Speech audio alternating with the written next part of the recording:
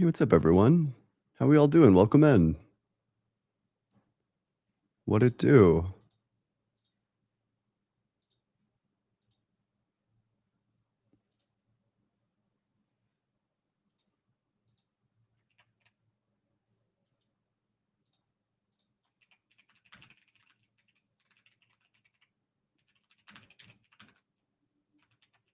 Yeah, I've challenged Jesus and whatnot to a debate in DMs. I haven't heard back from him. Maybe I need to make like a video. Maybe I'm sure he gets like a lot of DMs. To be charitable to him, it's it's plausible that he just gets like a lot of DMs. That could totally be true. So, I don't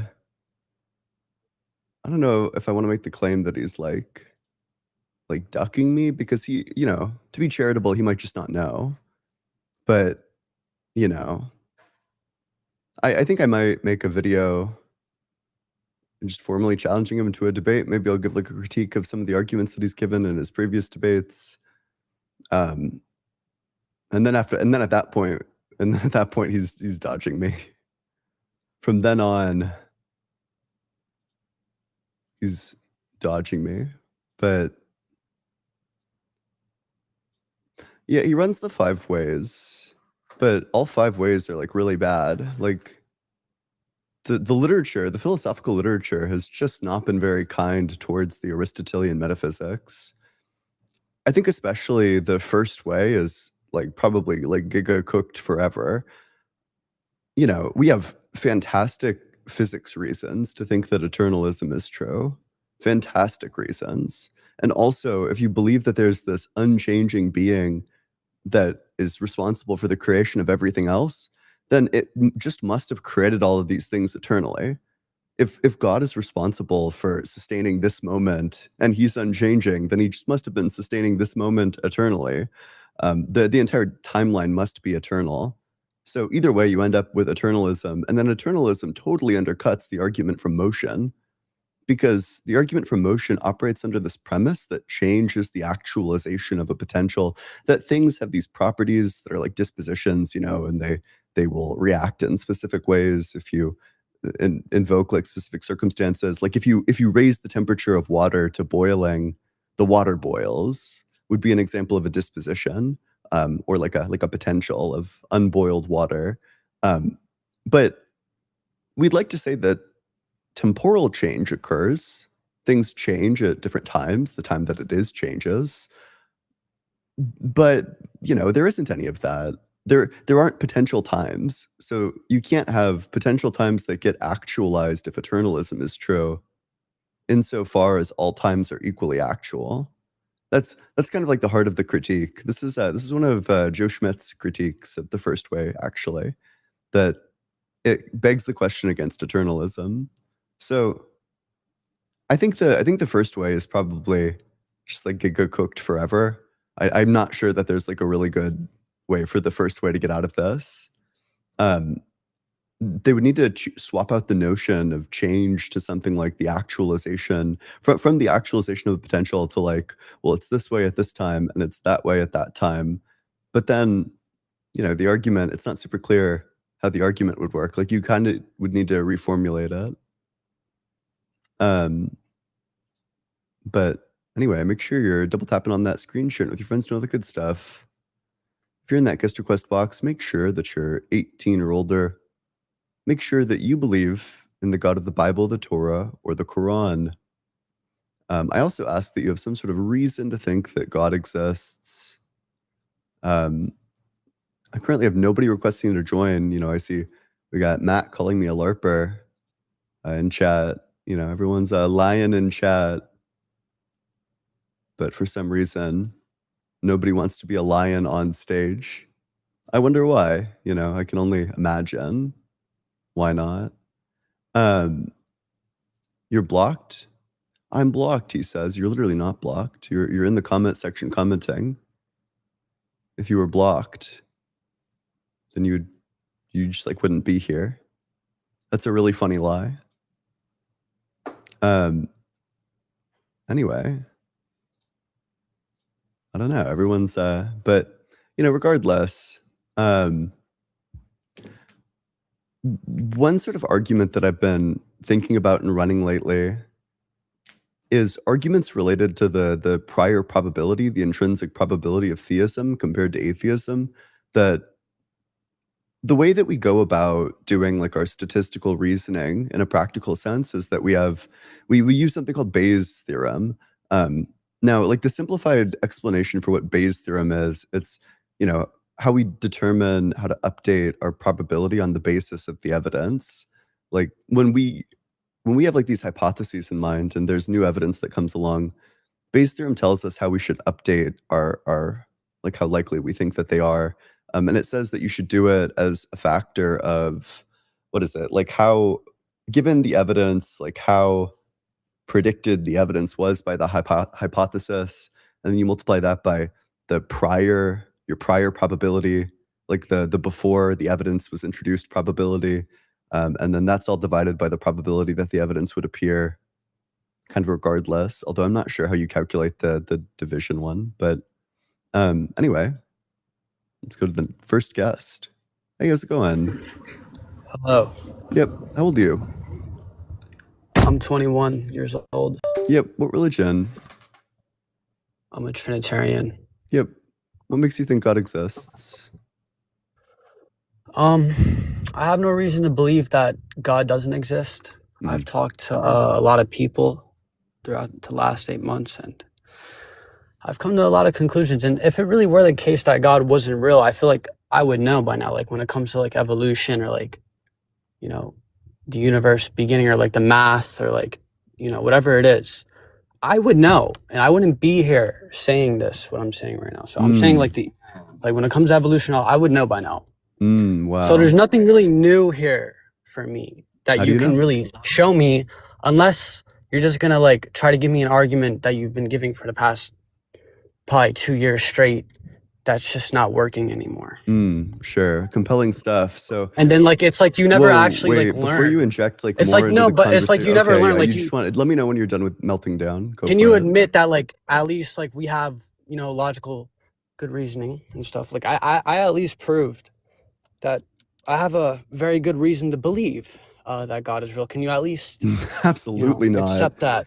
Certainly not. So what you just said was that the reason that you have to believe in God's existence is namely that God exists, and you justified that on the basis that you've talked to a lot of people and you haven't been presented evidence against God's existence. But this ignores the fact that the theistic hypothesis is intrinsically less likely than the atheistic hypothesis because it rules out a priori more hypotheses. There are more ways for theism to be wrong. For example, theism is a subset of a further metaphysical view called foundationalism, that there's foundational entities, that the chain of like grounding and dependence bottoms out at some layer. But of course, that begs the question against the views where it doesn't bottom out at all, or in fact, there are circles of ontological dependence. So in that sense, it's going to be less intrinsically probable because it commits itself to foundationalism, whereas atheism is compatible with all three of those views. But then further, it makes the claim that the physical comes from the mental, as opposed to the mental coming from the physical. Whoa, let's just calm down there. Let's just calm down there. There's no need for you to be getting this upset. I don't know why you're crashing out already. I'm trying to give you the argument. I know you're terrified of the argument. How about you just calm the fuck down, take like a deep breath or something, and then we can proceed with the argument from there. Can you summarize back what my argument was? I'm telling you right now that what was my argument? Summarize it back to me. Nothing was established in my mind. I wasn't even listening because you're just LARPing. What was my argument? Summarize it back to me. You're not talking to me. I told you that. Sorry, if you were listening, were you listening to me? Did you listen? Yeah, you said when it comes to being an atheist, you have no reason to think that contingencies or like the universe or whatever. I don't really care. That's not establishing. You didn't listen at all, did you? You said a lot of things. You're just LARPing. I didn't say anything about contingency. You must have ripped your headphones out. You said about. If you'd like, I can re-explain the argument from low priors to you. Yeah, I don't really think he was giving an argument. I think he was just LARPing. You don't think the argument from low priors is an argument? I don't know what that means. You don't know what? Maybe if you listened, you'd be able to understand. So what low priors are prior probability, like the evidence prior to adding in additional evidence. The way we calculate I this don't is really have by enough determining it time based to on the talk about low intrinsic priors. features. You don't have the time to look into this issue critically then, because I don't that's a have really time to good look into argument low for priors atheism. because atheism isn't a worldview. So I agree. It's a disjunct of many worldviews. It's compatible with so many. whatever That's why kind of logic atheism or is whatever, so much better whatever than kind of theism, logic because or reasoning atheism you're doesn't using, rule like, out all of these hold hypotheses a on. priori. Theism does. That's Okay. why theism is Yeah, a you're bad just yapping. hypothesis, Just because yap, it can yap, be yap, yap, wrong yap, yap, in yap. so many different Yep, ways yep, without yep, actually yep, yep, establishing yep, it yep. at all in the first place. I know for 100% certainty that God's real, by the way. Like, I have no doubt in my mind. What's the evidence for it? Like, I'm a Gnostic theist. With So what yeah, evidence? there's evidence like all over, like anywhere you could look, anywhere you can see. Like if we like just look at math, like you're a Platonist, right? What if I looked at, like, I don't know, all the grotesque animal suffering over the past 4 billion years? Would I find What do you God mean in by that? animal suffering? Like if I look at animal suffering, I don't necessarily have to look at it as bad. Like we're finite creatures, like we're all gonna die one day and all these things. But Do you think it's bad to animal die, torture like I don't look animals at it for as like a fun? bad Is thing. I that look at it bad? as life, and I look at it as something beautiful. Like okay, seeing an animal die, like think about all the other beautiful things that happen to it in its whole life. Like Do you maybe wanna it answer the have question? children, maybe it. Okay, you don't wanna answer the question. That's too bad.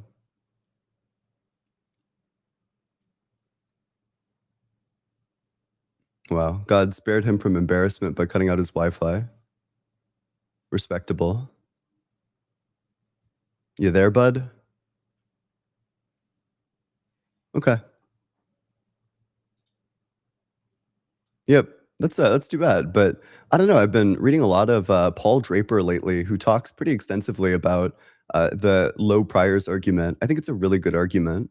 The basic idea of it is that there are just so many more ways that theism could be wrong as opposed to atheism, because theism makes like a claim about what is at the foundation of reality, whereas atheism is compatible with there being no foundation of reality, because of either like coherentism or infinitism, or there being a foundation, but it's not God. It's like one of the infinitely many things that it could be other than God, that atheism is just so compatible with like all these other things, whereas theism rules out these things without actually having an argument against them. So we should just assign it like a much lower intrinsic probability, because, you know, in the same way that you'd want to say that the hypothesis that the next roll of the die is going to come up as a 5 is less probable than the hypothesis that it's going to come out as you know, an even number, and then that one is less probable than the hypothesis that it's going to come out as any number or as some number. That it's a question of how modest the hypothesis is, and theism is a very immodest hypothesis, because it says kind of like from the hypothesis that all these other things are false. So anyway, if you're in that guest request box, make sure that you're 18 or older. Make sure that you believe in the God of the Bible, the Torah, or the Quran. I also ask that you have some reason to think that God exists. And with that, we will go to the very next guest.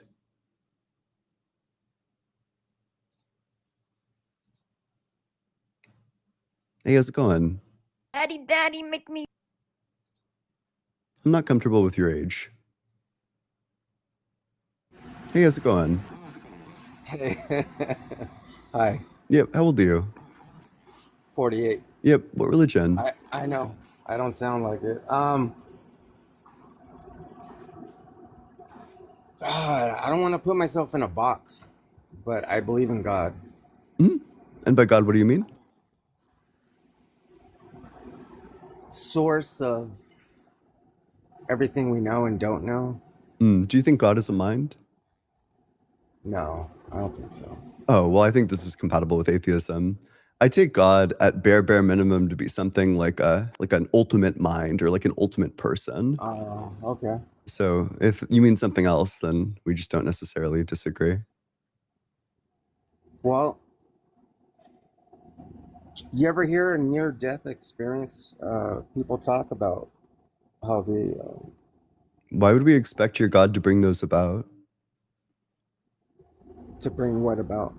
Near-death experiences? Why would he bring them about? Yeah, why would he bring them about? Why would you say he brought it about? Otherwise, it's not predicted by your hypothesis. It would be zero evidence for you. Unless you're saying that God's existence predicts these near-death experiences, then these near-death experiences aren't evidence for God's existence. Something needs to be predicted by the hypothesis in order for it to be evidence for it. Yeah, but you're assuming that I'm headed in a direction that I'm not. Is what you're saying that you're not giving evidence? No. So you are giving evidence, or? Yeah. Okay. What's the evidence? Now, by evidence, what's evidence to you? Something that raises the probability of a hypothesis. And does evidence have to come from many before it is evidence, or?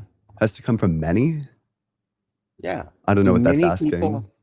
Do many people have to say they encountered God before science looks into it, or? No, not necessarily. Okay. So my encounters with God happened twice in my lifetime. Oh, please don't do story time. How about we skip the story and instead you can just tell me why would we expect God to do these things? You don't want to hear it. So in order for it to be evidence, it would need to be predicted by your hypothesis. So why does your hypothesis predict that God would do that? Why would God reveal himself to you? He didn't reveal, speak to me. He just sent what I believe to be understandings. Why would he present himself in that way? He does that for everyone. I've never encountered anything that I understood to be God. I know, not everyone will. I thought you said he does it for everyone. He does it for everyone. Not everyone accepts it. Okay, I've never encountered anything that appears to be from God. So therefore there is none? Is that your reasoning? If your claim is that God gives these to everyone, then I would have one. The fact that I don't have one means that God doesn't give these to everyone. Oh, man.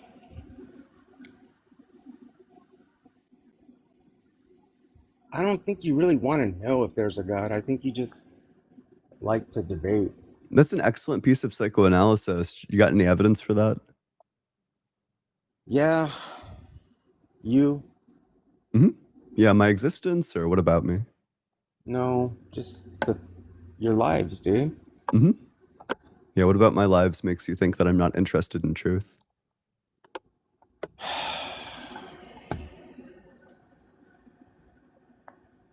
It seems like you're more interested in winning the argument than getting truth. If your argument is good and it indeed points to truth, then your argument should be robust.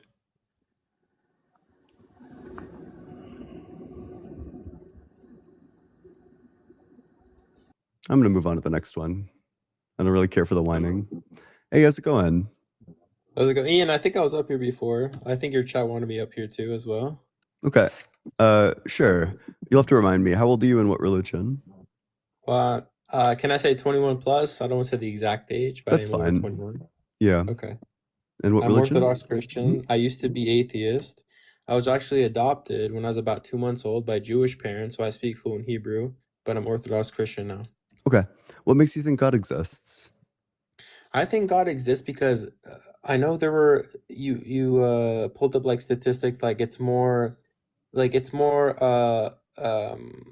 what's it called?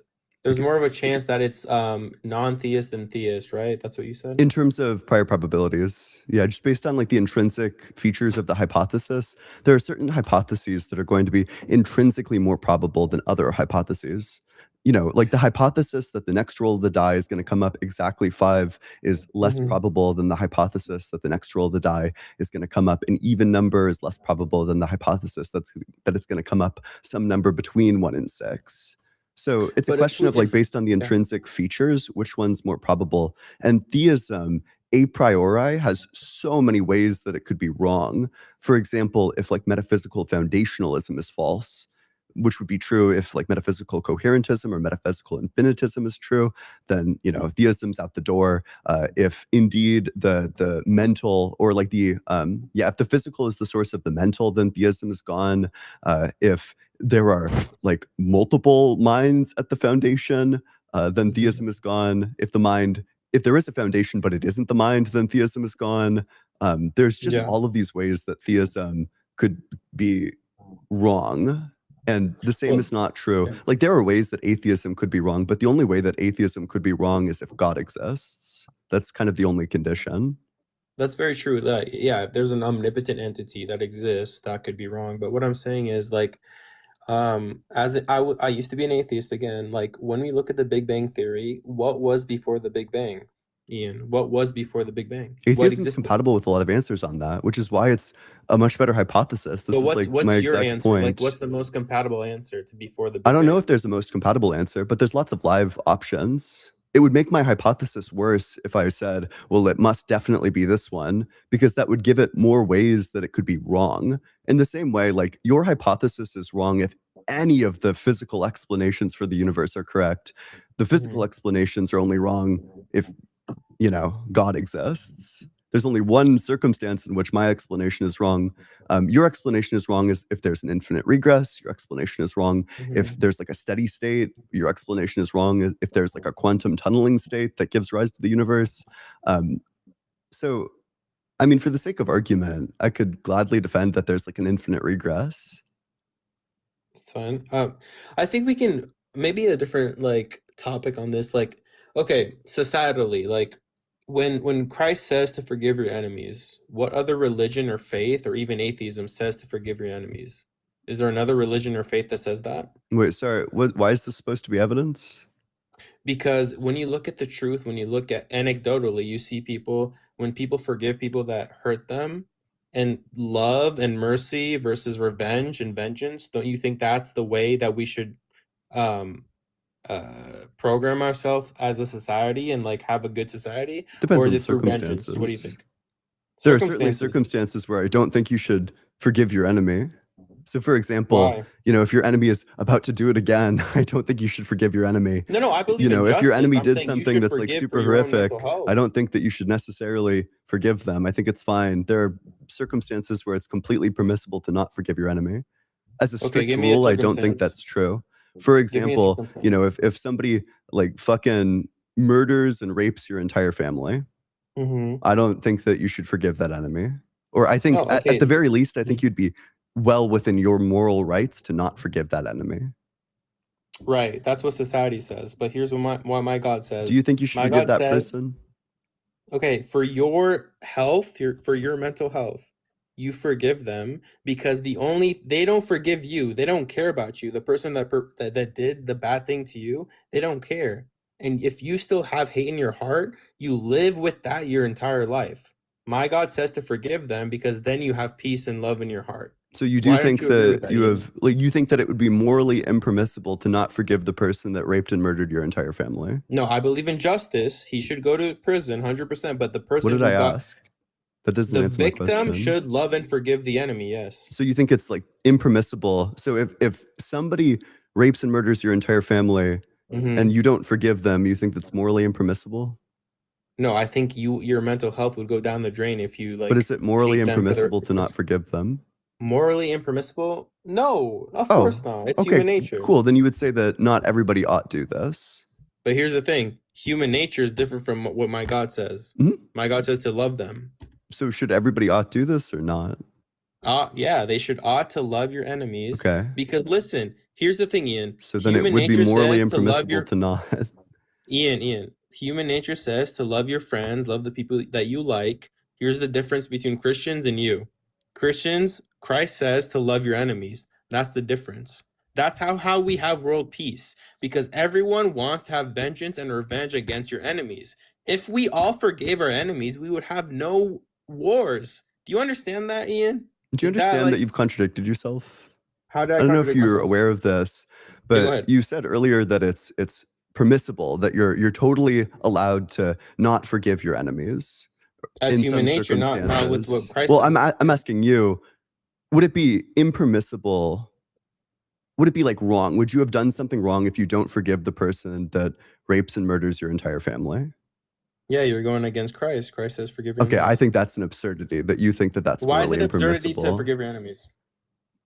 I don't know. Like, do you not just like intuit that?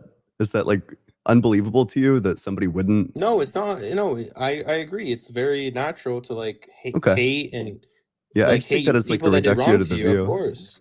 I think you're absolutely welcome to not forgive someone. Forever? If what they did to you was like horrific, why would you? But how? Okay, so if you never forgive someone and you have hate in your heart for the rest of your life, don't you have anxiety and depression? Like, doesn't it affect you Not personally? necessarily. In fact, it could drive you to Drive you become to do a better what? version of yourself. It could drive No, you it to strive can't. for more. But like, there's a specific topic. Like, this person did something wrong to you. You want to have revenge against that person. It doesn't even necessarily need to be revenge.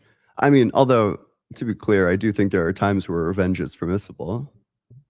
What kind of terms? Like what So example? yeah, I mean, the one that I just gave. Okay. I think that there are some circumstances, very select circumstances, where I'm okay with the death penalty as well. Again, I'm not disagreeing with you about justice and death penalty or anything like that. I'm saying, like, personally, like, why would you hold hate and revenge in your heart for the rest of your life if it doesn't even affect the other like the other person? It doesn't care about you.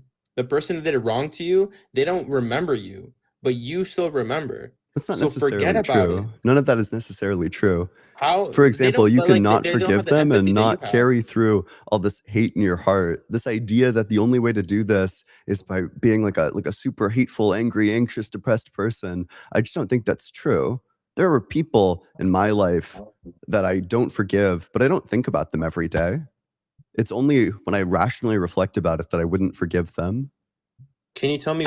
I'm sorry, I don't like. Honestly, I I'm respect probably you. not You don't gonna have go to into say an example. Can you detail. tell me one of them? Can you tell me an No. example? Not the one that Okay, comes that's to fine. mind, no. But Okay, that's fine.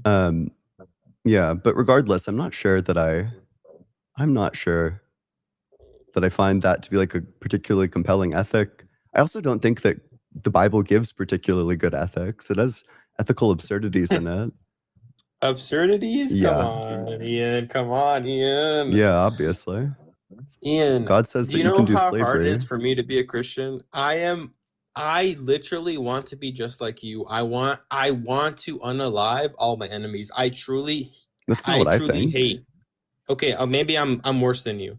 But what my God says, what I believe, the way we have world peace is through love and mercy. And our entire earth looks at vengeance, revenge, ego, and this is like how we're running the entire earth. Don't you think that if we have love, mercy, and forgiving your enemies, we would have world peace? Do you not think that's the case? I think it's funny that you're criticizing ego. Didn't God create us for his own glory? No, I mean, God could create us as robots and just like But worship him, wasn't but one of he his gave us free reasons will. because of his own glory? He wants to be glorified. That's like the No, through most love. egotistical thing that you could do. No, it's through love. It's through love. You have the choice, Ian. You don't believe in God. Like, if an omnipotent entity wanted you to worship him and he wanted everyone to follow him, he would make us all robots and follow him. So okay, Correct? let me pull up Isaiah 43, Okay, pull it 7 up. for you.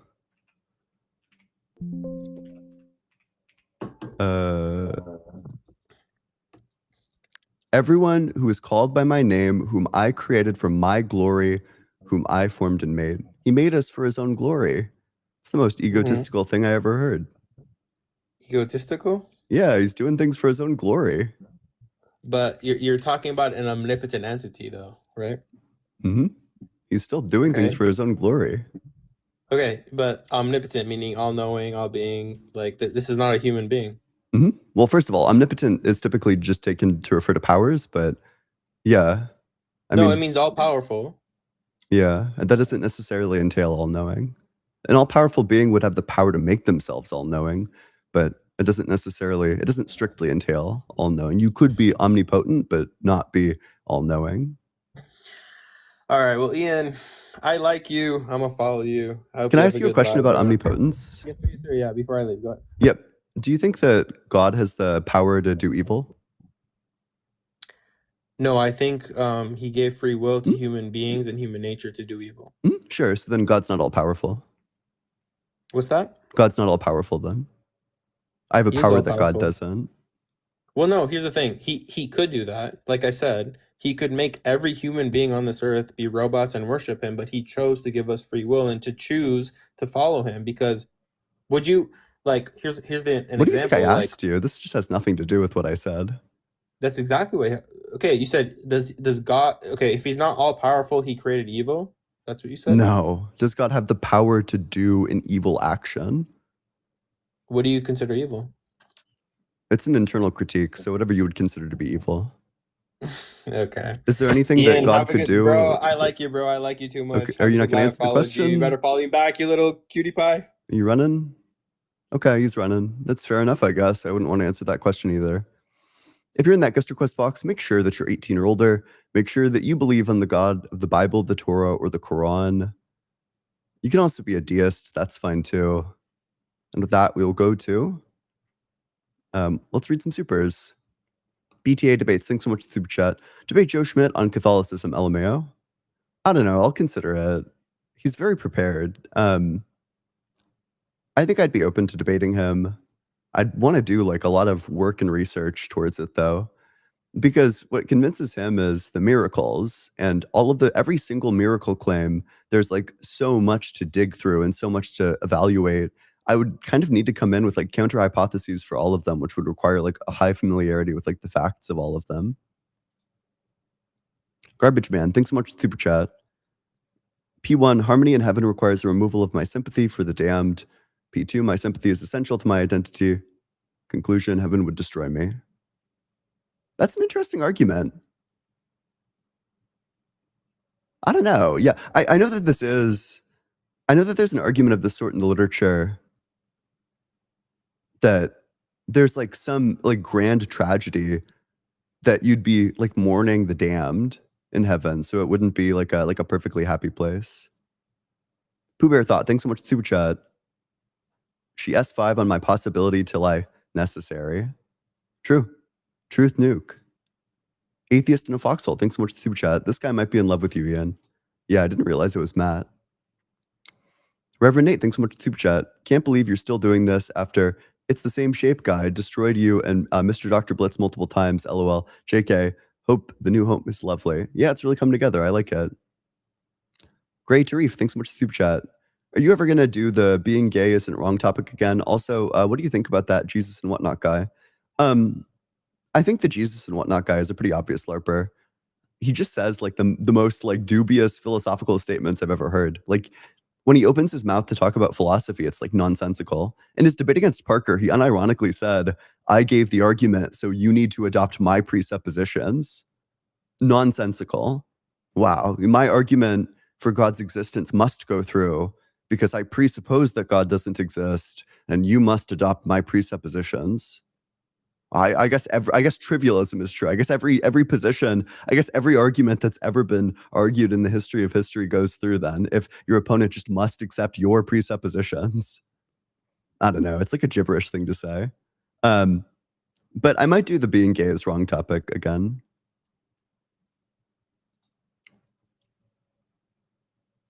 Robaruso, thanks so much for super chat. Stay hydrated. I'll try to. I'll try my best.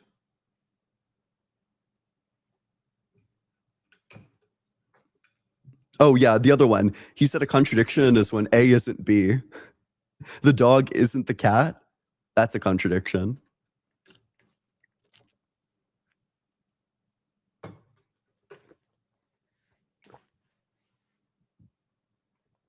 It's so based. He's so based. I don't know.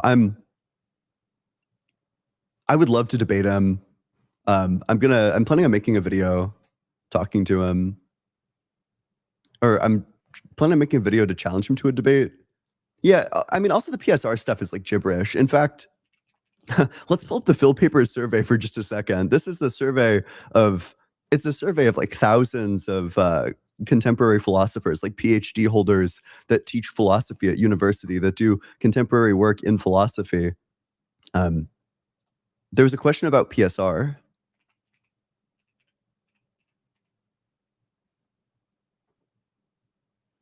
Dude, it's like worse than I thought it would be.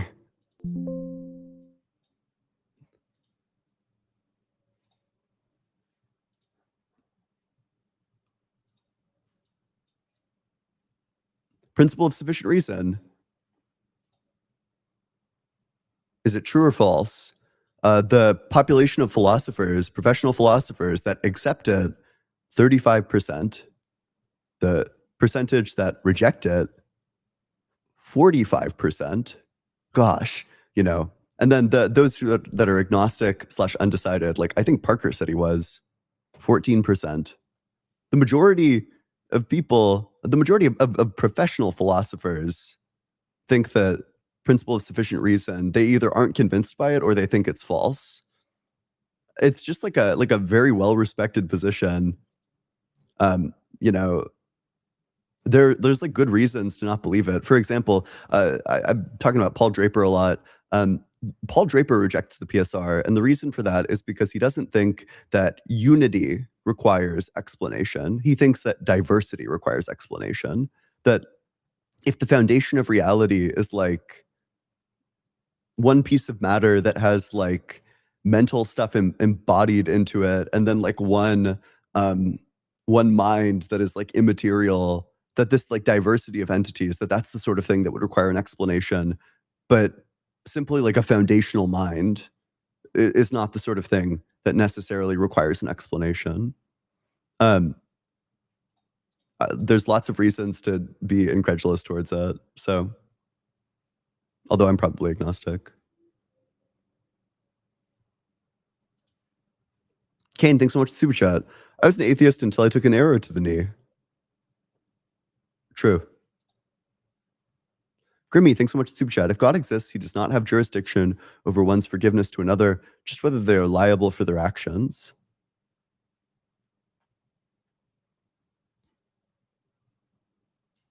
True. Zero Gen, thanks so much for Super Chat. Buddhism, hatred is never appeased by hatred in this world. By non-hatred alone is hatred appeased. Hinduism, holding grudges creates bad karma. That's true. There probably are just like a lot of other ones. Timmy T, thanks so much for Super Chat. You can let go of the anger, but still ostracize and label the person as bad. That won't negatively impact your mental health. True. Or like, it's like that one episode of BoJack Horseman where he's like, I don't forgive you. Banger episode, by the way. Sir James, thanks so much for Super Chat. Does it cause any issues that you are proactively atheist and your parents are Christian? I ask because my mother-in-law constantly tries to convert me to Christ. Not really. The topic just doesn't come up. I think, they're like lukewarm Christians.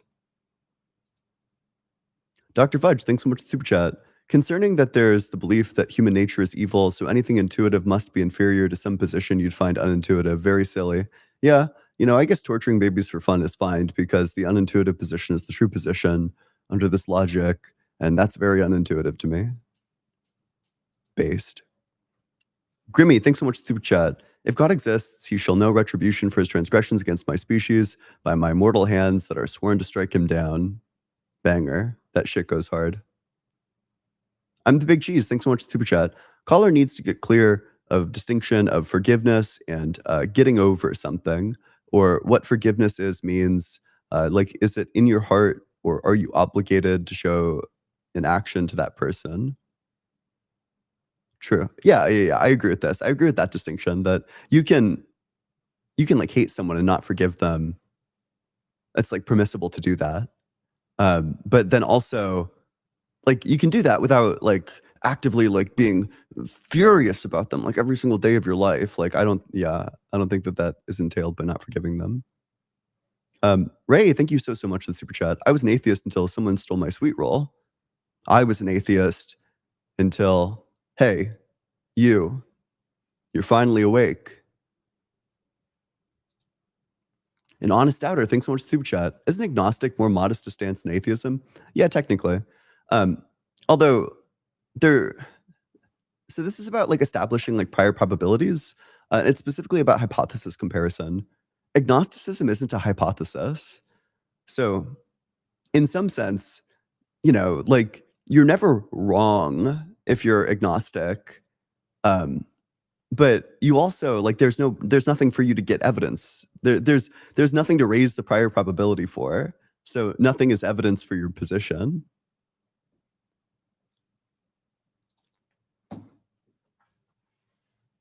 Where the heck? Oh, it's right here.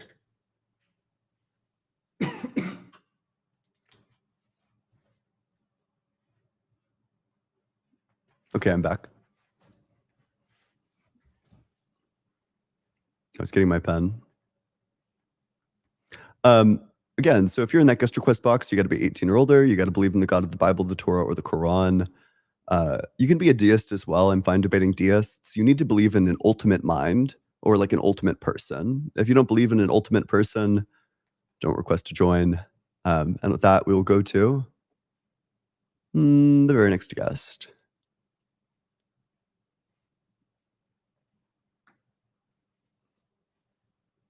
Let's see.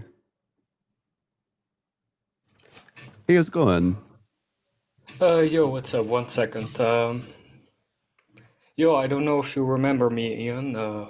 We debated like a few weeks ago. I don't know.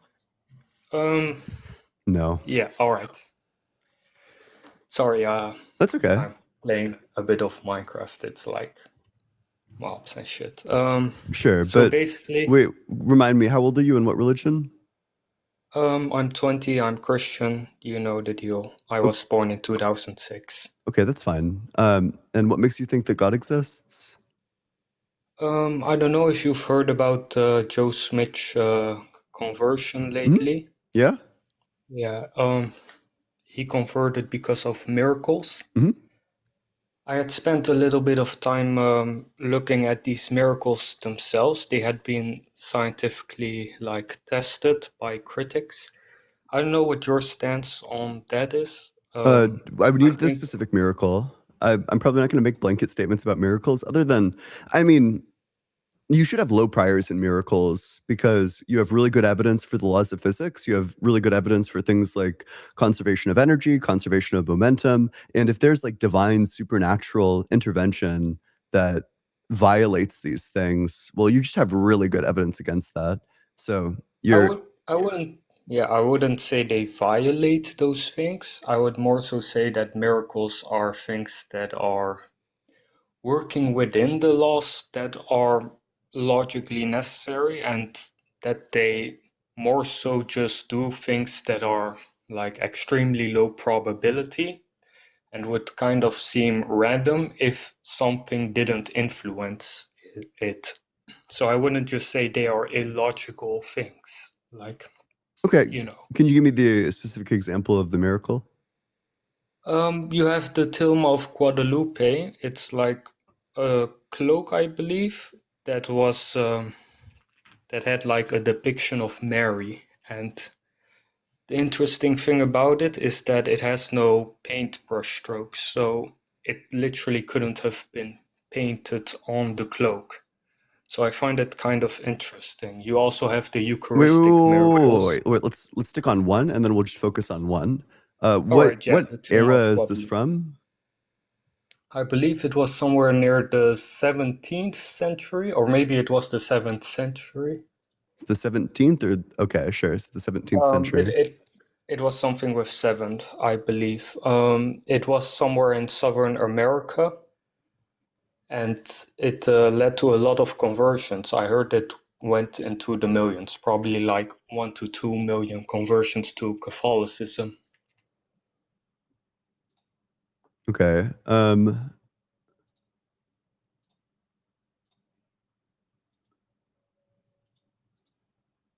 not sure why. Okay, one sec. Let's pull up what 17th century art looks like, and we can just compare them.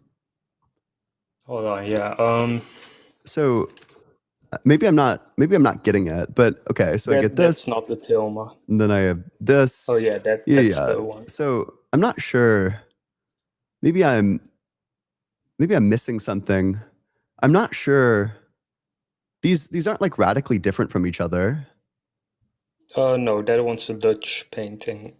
The Like other in terms is of like I'm not sure the sense in which this one is like lacking in brushstrokes, whereas I don't know, like yeah. I guess If I'm you not look sure what at the it, miraculous part of this is supposed to be.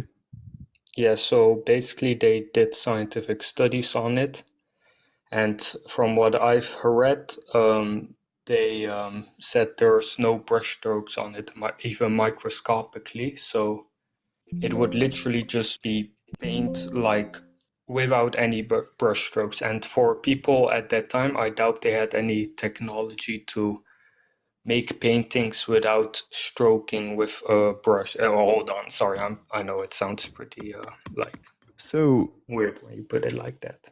so here's But yeah. okay. Do you know what study specifically this is referring to? I don't know what study specifically. I just read a lot of articles about it on like Google.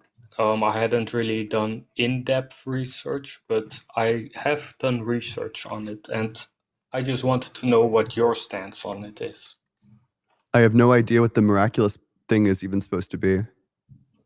Yeah, so basically, Mary appeared to someone and gave that someone the tilma, that cloak, and that cloak has a depiction of Mary. And we believe as Catholics that Mary apparitions are supposed to be vindicatory miracles, miracles that basically show that the Catholic Church is the one true church and that Christianity is the one true faith. We Yeah, I believe obviously that. am not going to grant that. I think like the far more plausible explanation is that somebody painted it. You know. Yeah, but they don't have brushstrokes. Okay, but what's the evidence for that? You haven't named the study. I'm literally you're kind of telling me like just take your word for it. Hold on, how about we talk about a miracle for that you have like the studies for? I can look the studies up right now. I cannot name them off the top of my head. That's fine. Yeah, look them up. Tell me. Yeah.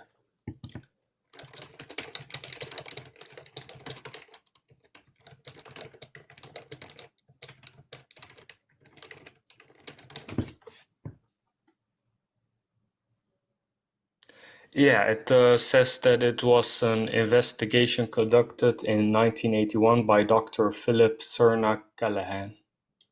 Yeah, but what's the name of the study? Is it peer reviewed? Let me look. Skeptical and art historical view.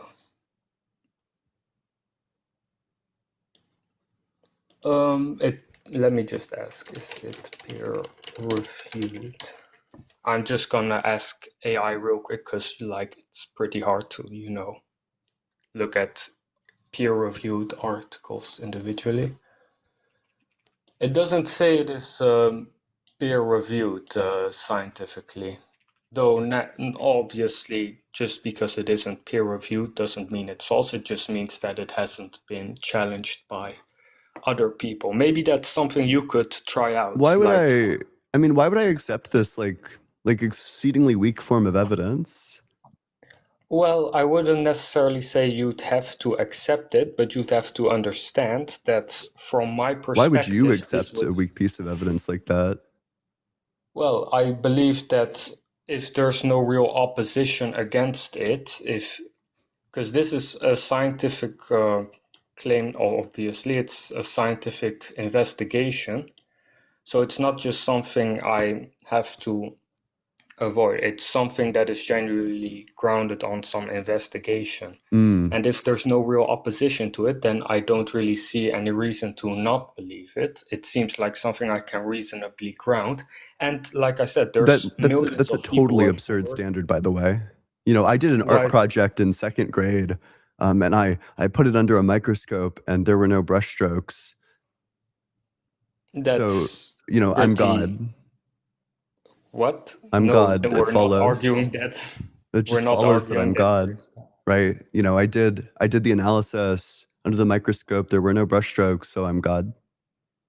The problem is you are claiming that an act you did has been scientifically tested by you, so you're appealing to your own authority. This is and my friend did it too. My second grade friend also looked at it. Your second grade friend looked at it. All right. And then esteemed Dr. Blitz also looked at it. Also, there's no brush strokes on it. Like no brush strokes. So I guess I'm God. Yeah, but you wouldn't be able to make a painting without brush strokes. No, but I did. But I did. Yeah, could you show me like that it actually has no visible... If you made a painting right now and someone did a scientific study on it, then obviously they would find brushstrokes on it, even on a microscopic scale. But how do you know that? So, because when you SEM, like in a laboratory, SEMing is basically when you measure with an electron microscope. It's something you do in a lab. You can then see something on a microscopic scale. And that would basically show you strokes that arise from if your brush touches the canvas. And so by that, we would be able to tell this person painted it on there. But if you don't see any strokes, then you would have to explain how that paint got on there without any strokes. And then No, absolutely. Yeah, which is why it's lucky that there's no brushstrokes. Nevertheless, I produced this painting. All right, then I would reasonably believe that you have something to say that I should listen to. But the point is, that wouldn't automatically make you God. It would just mean that God did something in your favor that would vindicate something that you are about to claim. If I was But Muslim, not would that be obvious. evidence for Islam? Just the fact that I'm claiming it to you? It wouldn't necessarily be, I mean, it kind of depends. If you were vindicating Islam, but this miracle is vindicating Christianity and specifically Catholicism.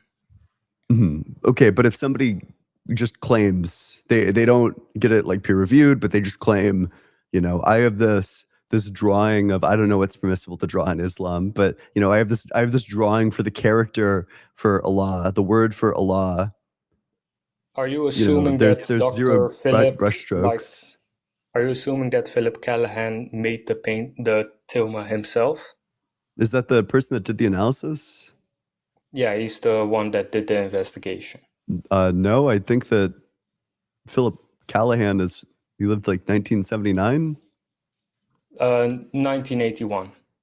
Or that's like roughly around when he did the investigation. So you're telling me that it came from the 17th century, so presumably not, but the investigation was conducted in 1981. Why would I take seriously a study that wasn't robust enough, or is there even a study for this? Well, it is the 1981 investigation, so. But is there a study? Did a study come out of this? It depends. What would you mean by study specifically? Something published in like a journal. Let's see. It says publication channels, institutional monographs. So study was orange. Yeah. So there's a published work by Dr. Callahan. Where? The tilma under infrared examination by the Center for Applied Research in the Apostolate. Why are they selling the study for $5? That's so funny. What? Or wait, maybe it's just like the photo. Yeah, it's not. The point is not that Mary is depicted on there. Like, obviously, that would be asinine to believe that just because there is a depiction of Mary on a cloak, that's not my claim, by the way. Therefore, vindicates. Okay, wait. So the study is like paywalled. That's so funny. They have like this vindicatory evidence for the study.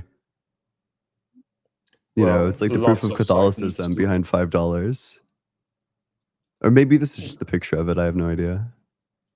I don't know why you think an appeal to ridicule is really a good argument, but all right. I just think that it's unexpected. We could put this in Bayesian terms. Like, here's the good argument. I think it's radically unexpected under the hypothesis that these people are trying to bring as many to Christ as they can, that they would have this like indisputable evidence that Catholicism is true. And then, they put it behind a $5 paywall as opposed to just making it like publicly available and spreading it as far and wide as they can. I think that that's much more likely under the hypothesis that they're like lying scumbags. Is that just on one site though, or is that on all sites? It's on the site for the, what is it? It's the like the CARA, the group that did the study. So the actual academic place, yeah. All right. Trying to find I don't know, man. I can see lots of other sites. Yeah, so we have the Holy CatholicProof.com. dude, these guys Oh, wait, are no. making a killing. You can subscribe to their Caro report for 3 years, and that subscription costs you the low price of $140. Basically, you have the mercyhouseministry.com. It seems like it is pretty free to read. I mean, I can read Wait, it what's right now. the specific name of the study? Let me read it Yeah, again. yeah. The I'll try to type Tilma it in. Tilma under infrared examination by the Center for Applied Research in the Apostolate. CARA, basically.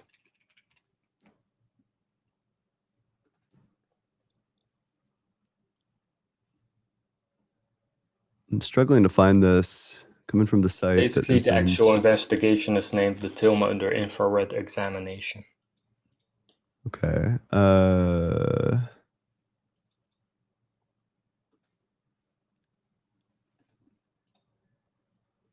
I can't find this anywhere. Have you looked at the site mercyhouseministry.com, like I said? Mercyhouseministry.com? Yeah. Mercy House Ministry.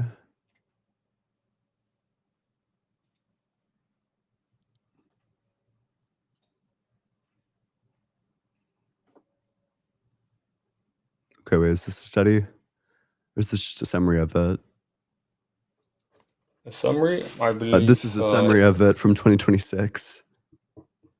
I believe it is pretty explanatory. But where's the initial study? What happened to it? What do you mean, what happened to it? It's like nowhere to be found. It is found on that website. Okay, like let's make this like miracle discussion very simple. Is there a miracle that has a study attached to it where the study is like easy to find? Because I can't find the study that you're talking about. Like, I'll share my screen even. Maybe it's here and you can like help me find it. So if you scroll down. Yeah, where is it? Is this you one? see like the left sidebar, you can see like the headlines and stuff. No, I get that, but this isn't the study. Where's the study? All right. So there's this. He has a book published on Google Books. So you could go there always. I already looked there, and in fact, there's no way to get that book. They're saying that you need to buy it in print. There isn't even like a preview for it. Get the print book. Buy this book. Interesting. Yeah. So again, you can always just scroll a bit further in YouTube, or you could even look on Google Scholar. Hold on, let me actually go on Google Scholar. If you didn't know, Google Scholar is where you can find like scholarly material. Yeah. If you find it, let me know. Red examination. All right, yeah, there. Oh wait, nope. Hold on a second.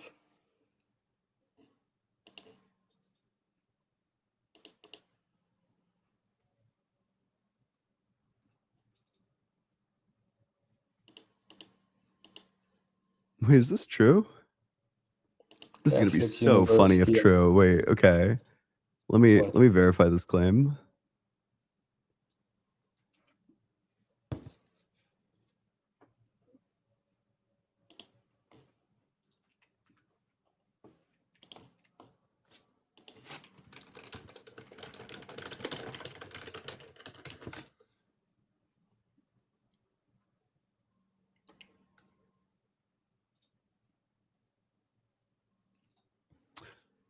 Let's get the 2002 report.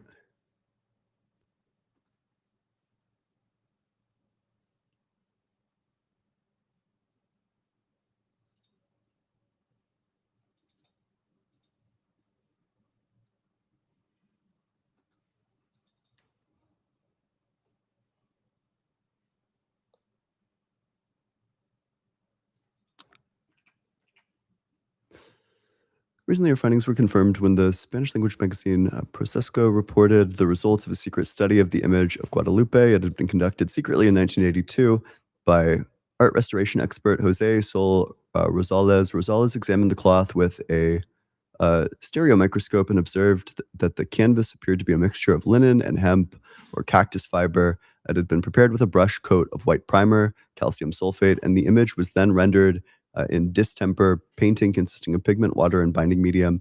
The artist used a very limited palette, the expert stated, consisting of black from pine suit, white, blue, green, various earth colors, reds, and gold. Rosales concluded that the image did not originate supernaturally, but was instead the work of an artist who used the materials and methods of the 16th century. And then there's a reference for that, which is El Vaticano 2002 from Procesca. Yeah, no, I also saw that on here, yeah. It seems the actual Kara institution doesn't distribute the actual research anymore, so you can find more or less just like summaries and Catholic institution that describe the findings of Callahan. But all right, again, I haven't looked into the actual research of Jose Sol Rosales. I'll look into it, obviously. Like, I want to see what he has to say about it. But then again, you have like a ton of other miracles, like the Eucharistic miracles, the Padre Pio stigmatas and such. Wait, let's talk about the Padre Pio stigmatas because I've been looking into these ones a lot recently. So Yeah. for context, there are these like wounds that this guy has on the front and back of his hands, and he had them for like the last 50 years of his life. That's kind of like the bare minimum fact.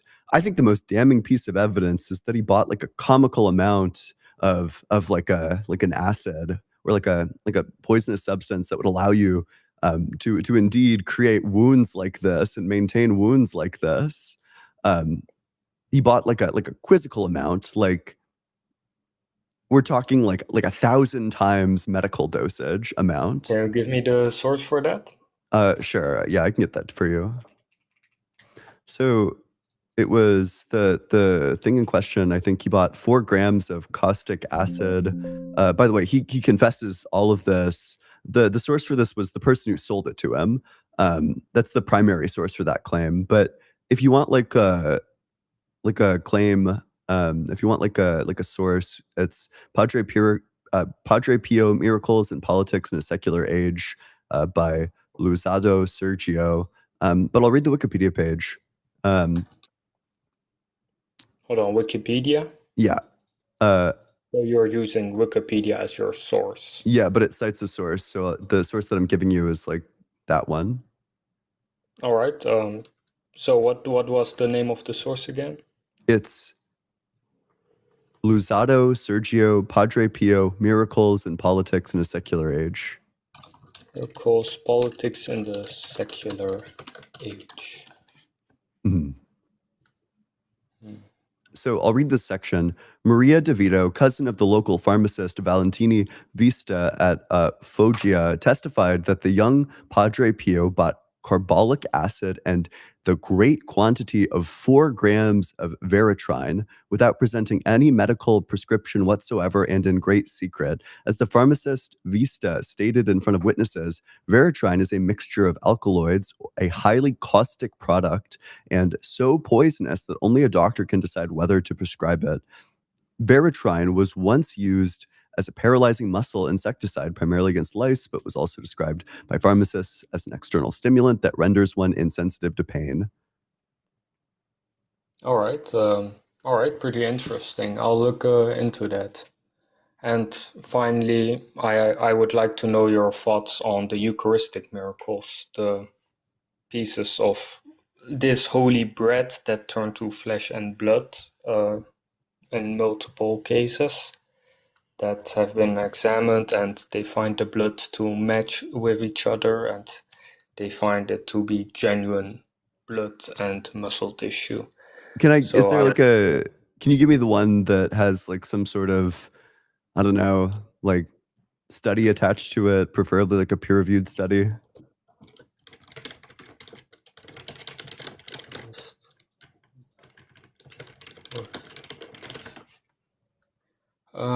Sorry, I have to look all of this up. I didn't really prepare for this debate. I just want it as a conversation, you know, not necessarily as a debate. What people refer to the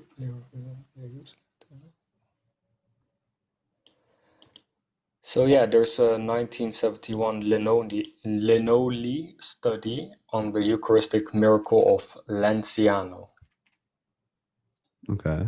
by Dr. Odoardo Linoli. I'm sorry, my pronunciation is just butched. But yeah, that's the study.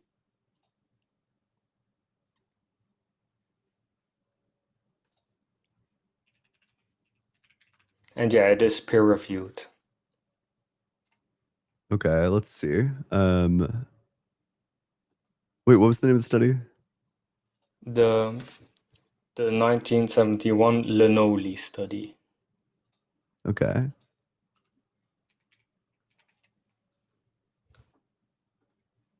Let's see. So we got, okay, that's an interview, I think.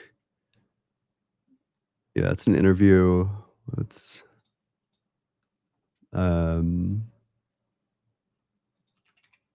is it this one?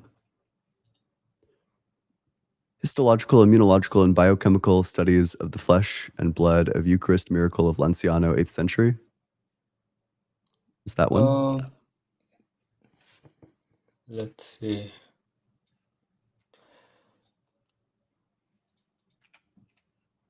I can only find that Dr. Eduardo is a professor of anatomy, pathological histology, chemistry, and clinical microscopy to scientifically analyze human tissue, dried up blood, and such. I can't really find what kind of study it is, but I did name the study. It's just 1971 Linoli study. Okay. Yeah, I'm trying to find it. It's so strange that nowhere has this like anywhere. Well, it is academic, so it will be pretty inaccessible to the public, you know. But something that's strange about it is that there isn't even an option to get it. What do you mean exactly? Like usually there's like some option that's like, oh, subscribe or like check to see if your institution has this.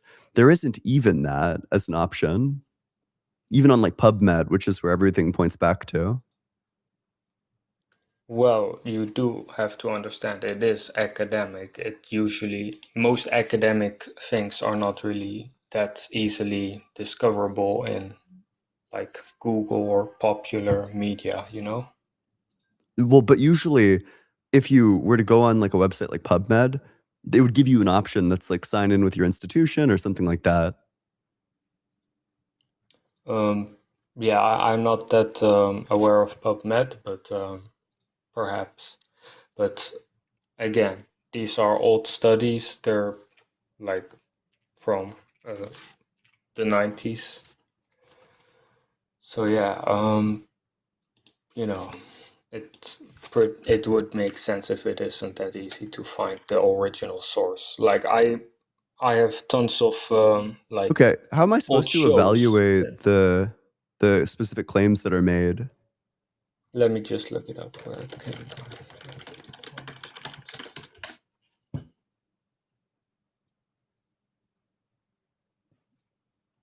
I wonder if The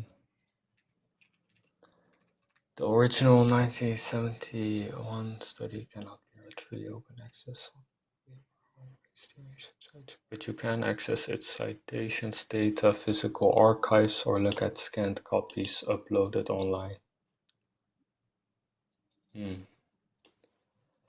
So yeah, the original study, it's not freely readable for free, like open access, but you can find like scanned copies and physical archives about it. That's what it says, at least.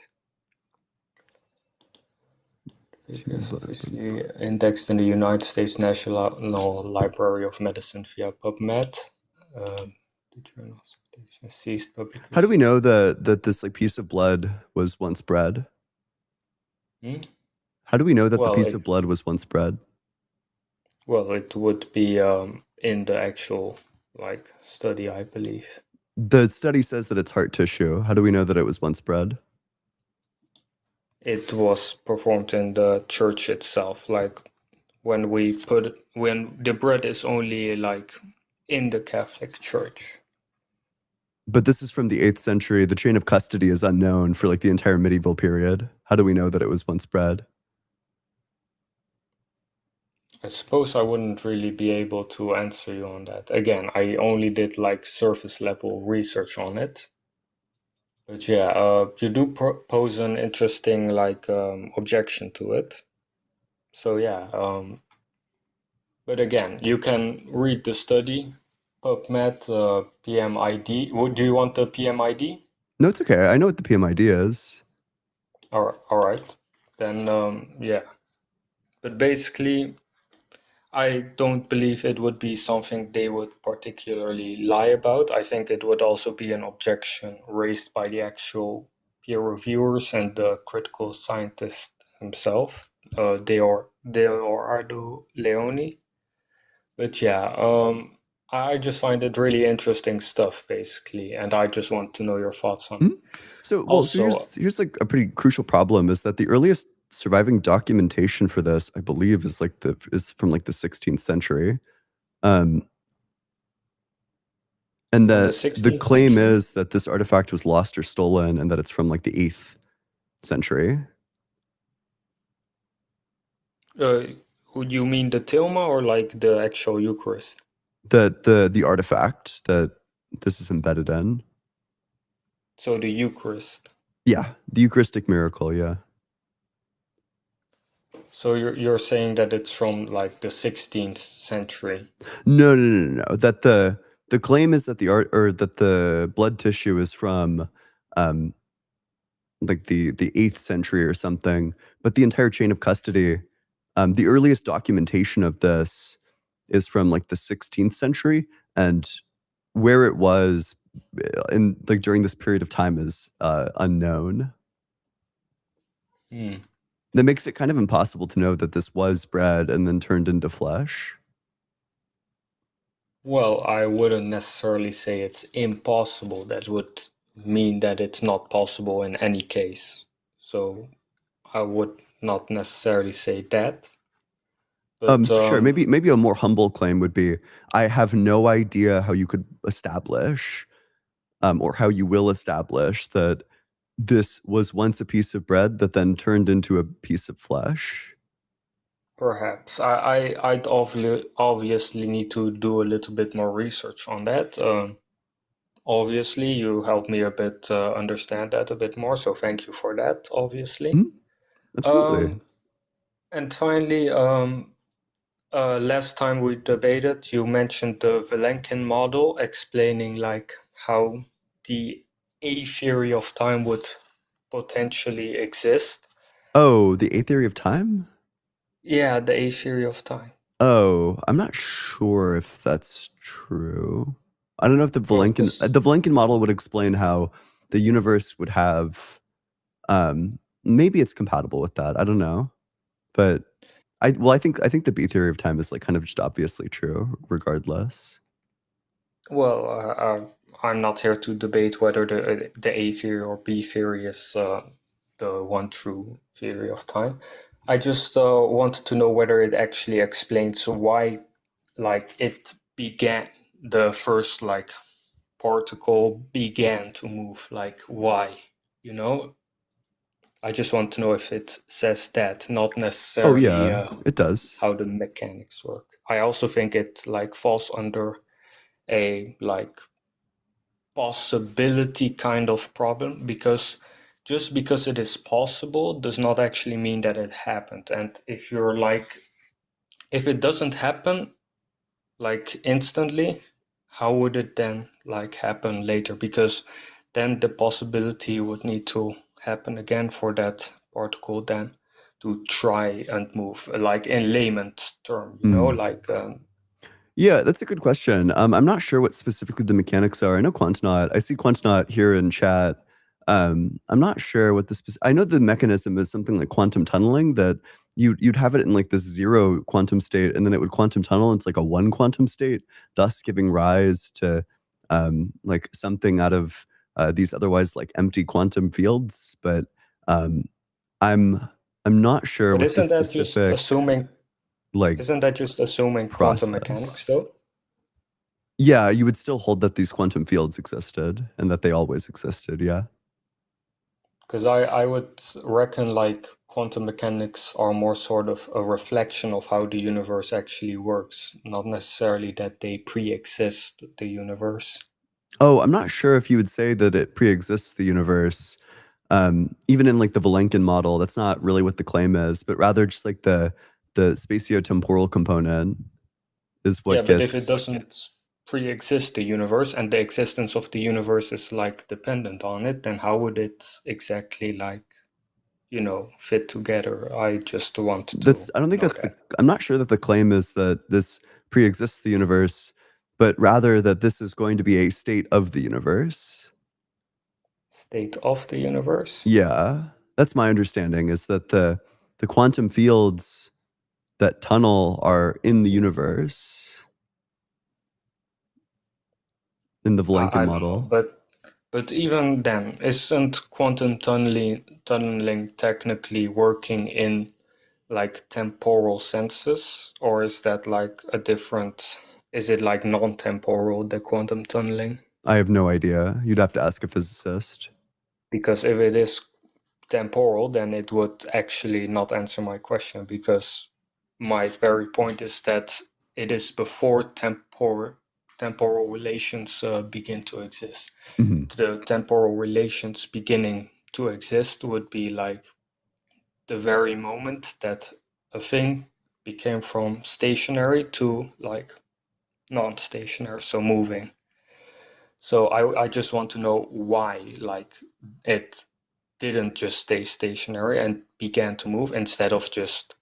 I think it's more sort of a contingency thing, but like I think you understand what I'm trying to say, right? I think so. Like I agree with you. Certainly, you're not going to have temporal relations when there is no time. So yeah, I think that it would be that there would be like some sort of like atemporal process that takes place, some like atemporal tunneling. But then wouldn't that just mean that I can also make the same argument for God? Well, but then that would just be switching the topic, because you were asking how you can account for this, or how you could account for there being a first moment, but then some like timeless state of the universe without the first moment. It would be kind of switching the topic, but like it would also be a possibility if you ask me, like, why should I believe that it's not something that God did, but rather like something that God didn't, like it something that was not started by God instead of something that was started by God. I just find it an interesting thing, Not really. That just I seems to be have changing the topic. I mean, we can ask like, why would we think that? Somebody in chat has it right. It's a more parsimonious explanation too. The idea that adding like God and saying, well, God caused this quantum state to exist in the first place doesn't do any more explanatory work than just saying that the quantum state existed and then gave rise. You're trying to explain with two things what you can easily explain with one thing. So Occam's razor kicks in, and you should just go with the simpler explanation. I suppose it just is as a question of, was there a point that quantum tunneling didn't start, or did it always start?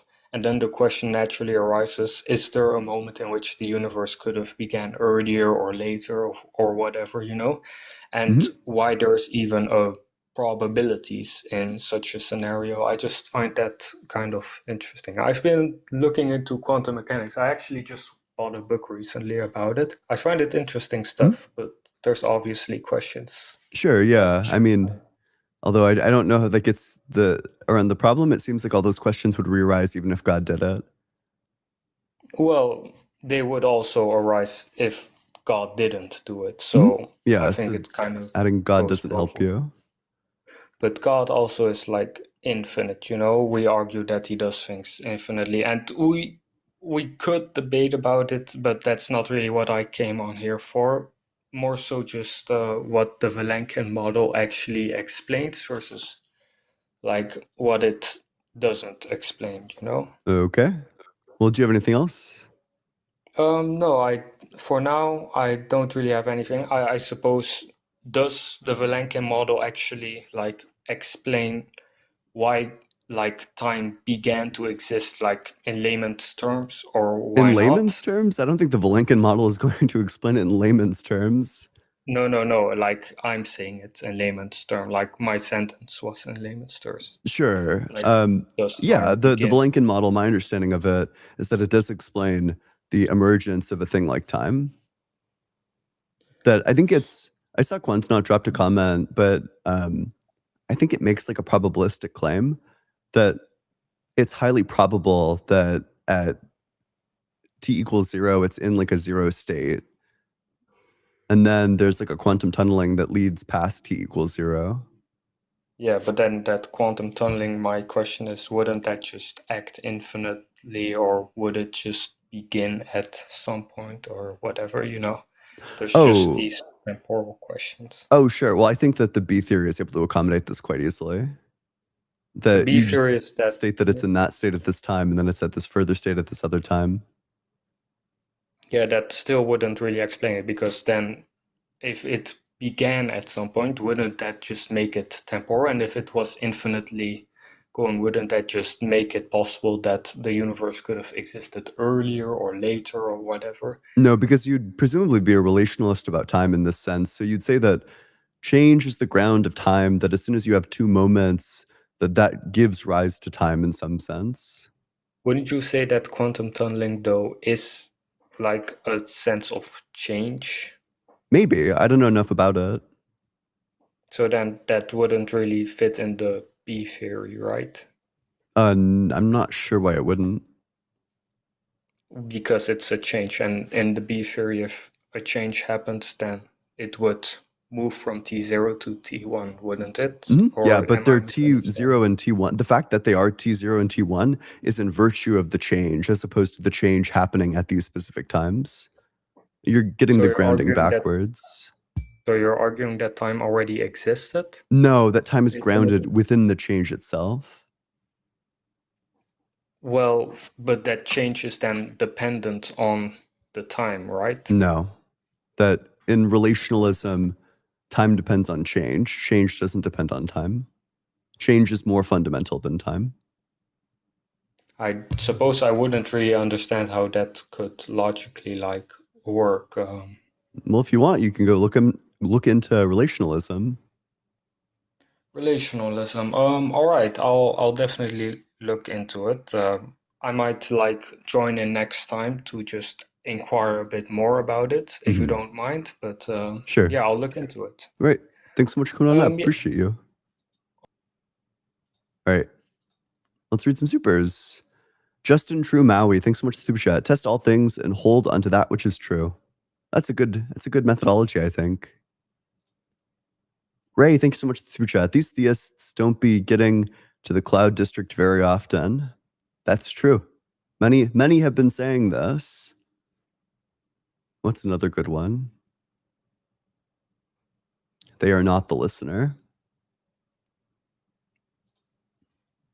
Nightman Cometh, thanks so much for the super chat. I was an atheist until I met a lusty Argonian maid. So true. Many have been saying. What's the one yapper in Whiterun who's preaching about Talos all day?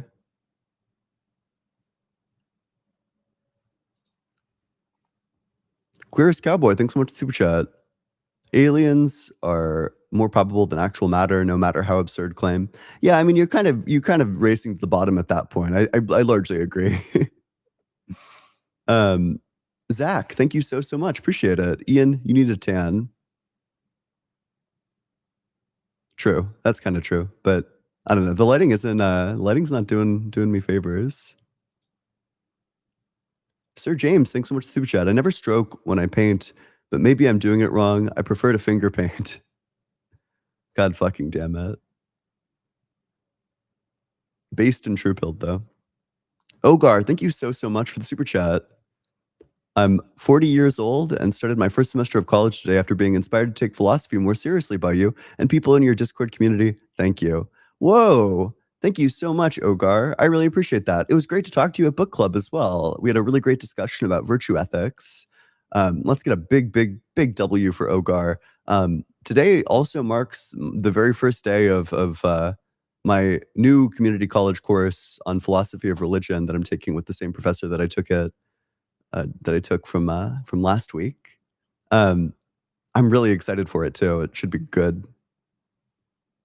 I love just pulling up to office hours and yapping. Dr. Fudge, thanks so much for the super chat. Oh, they wrote a book. They don't let just anyone write those. True. As the many book writers who've come onto my stream make like evidently clear. Ray, thank you so much for the super chat. Your memory is impeccable. Padre Pio literally burnt himself with carbolic acid. We have the fucking pharmacy receipts, lol. True. Yeah, it's like a quizzical amount as well. His excuse is that he was like using it for like a prank, but it's like a quizzical amount. It's like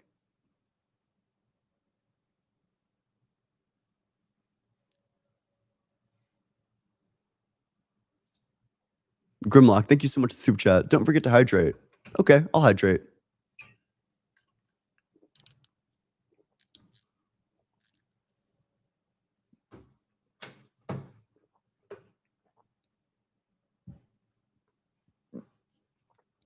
Oh, sorry.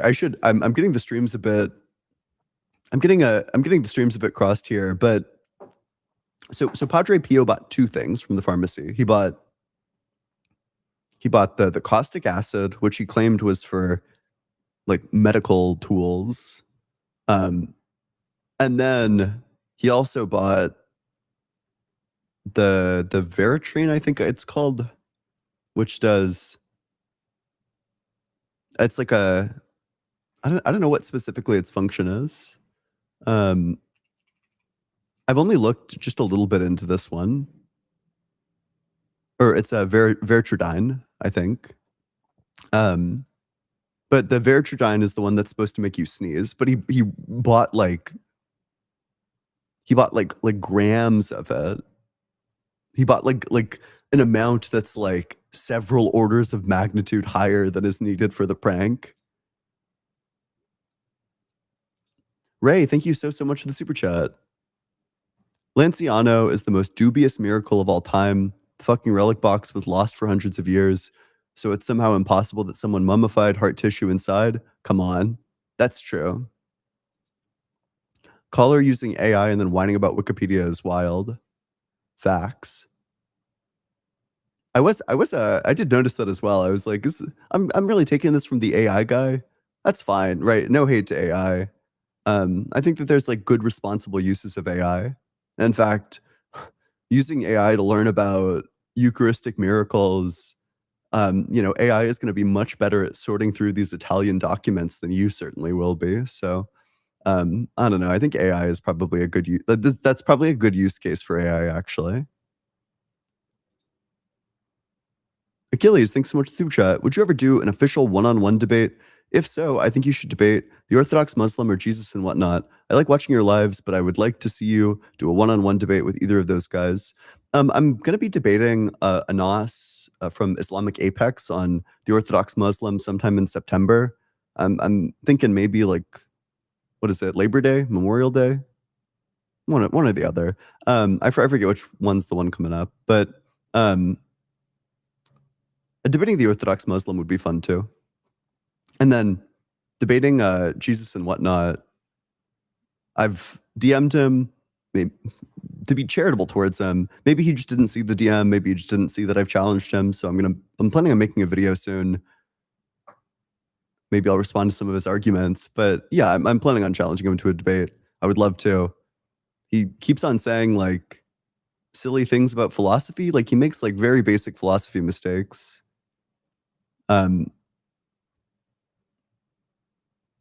So we'll see. Animating Dreams, thanks so much, Super Chat. A new hand touches the Bible. That's a good reference. I like that one.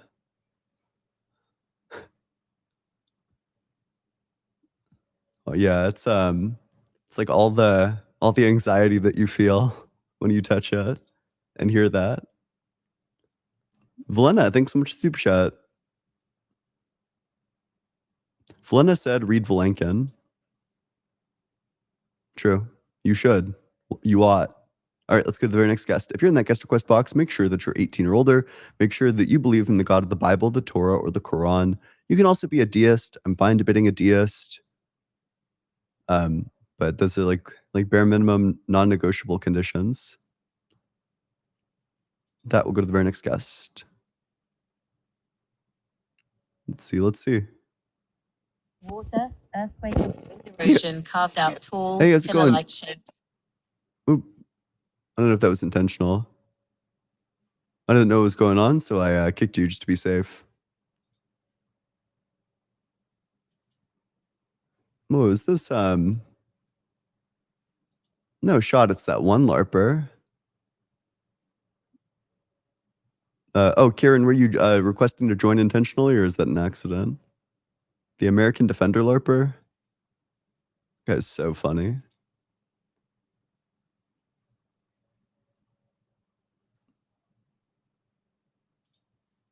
Okay, let's see. Oh, yeah, you can come back up, Kieran. Sorry. Hey, how's it going? Hey, Ian, how are you doing? Doing well. How old are you? I'm 45. Please don't kick me out. I'm an atheist, but I really think I have an argument that you haven't heard before. I really would like to try it. It's about your main argument about if God is not in time, so he can't create. Can I please try it? What's your response? We'll do a quick debate. I'll let you lay out the response, and then I'll kick you and move to the next one. Okay.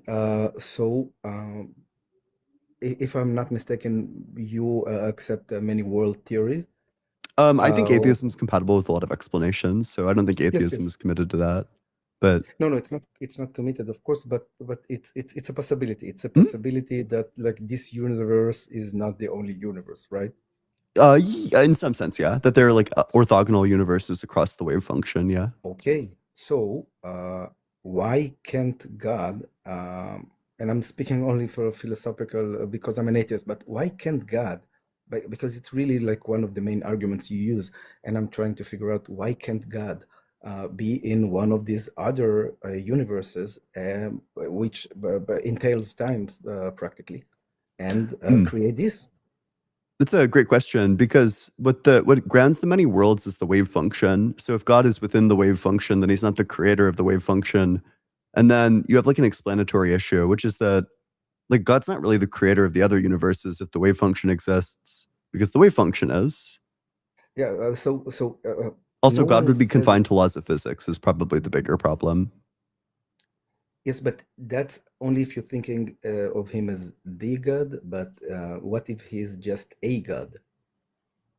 Orthogonal worlds can't interact with each other, so. Okay, I will have to read on that because I don't fully understand that, but I will. It's look okay. at You the should stream read and, a really good book on this. Is Sean Carroll's Something Deeply Hidden. It's a fantastic book on that. Okay, just if I may, just one question about morality, because if I may, just one more thing. Oh no, sorry. I'm moving on to the next one. Hey, how's it going? Kieran, are you there? Yep. Yep. How old are you? Hi, can you hear me? Yep. Yeah.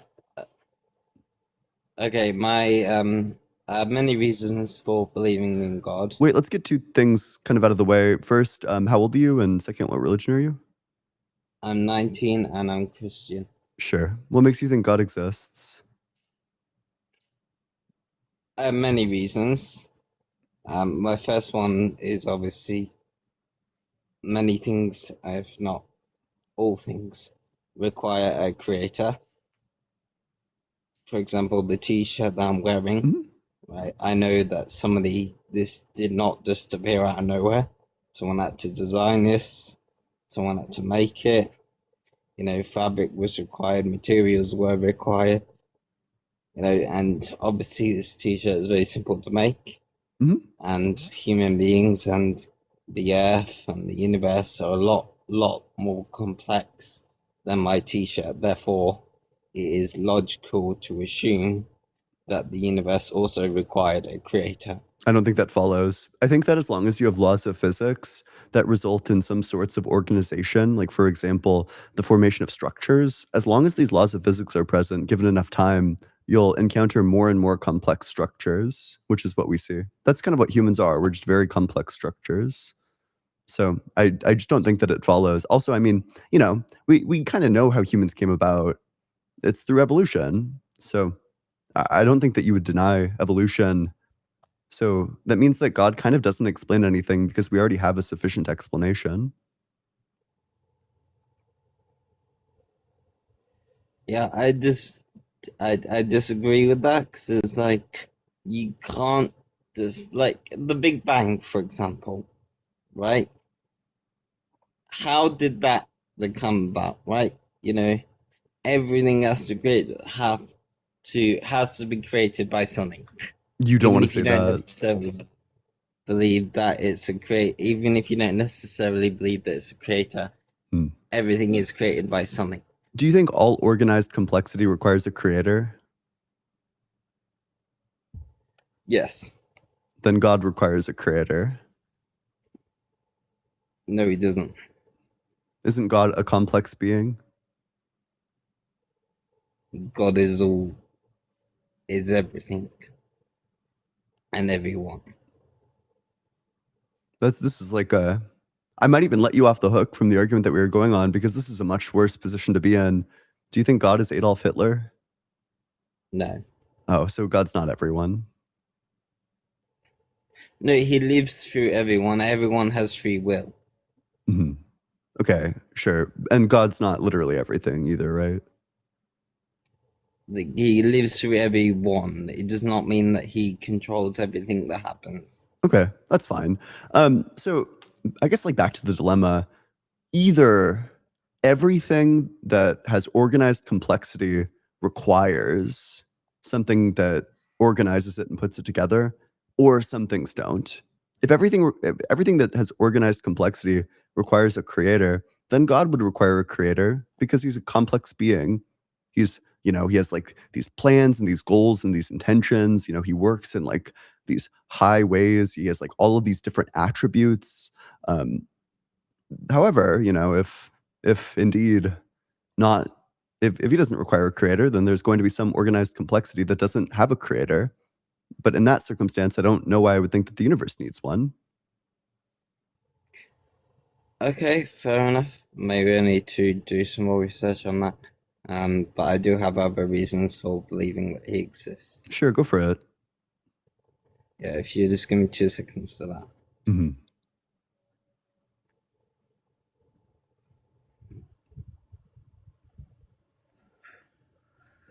Wouldn't it be funny if after 2 seconds, this guy was like splashing around in the bath, and then I don't know. That's like an elite debate strategy, I think. I would not do that. That's weird. Okay, good.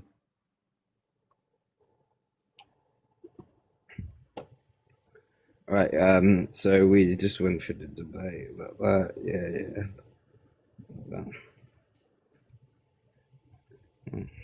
So what do you say about the near-death experiences where people have claimed to seen God when they have obviously clinically been dead and they have come back and they claim to have seen God? Yeah. So here's the problem.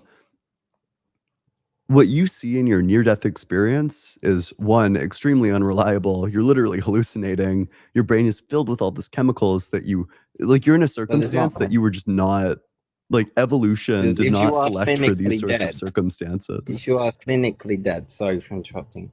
If you are clinically dead, then there is no chemical. You are clinically dead. Nobody's been brain dead and come back to life. That's never happened. Right, okay.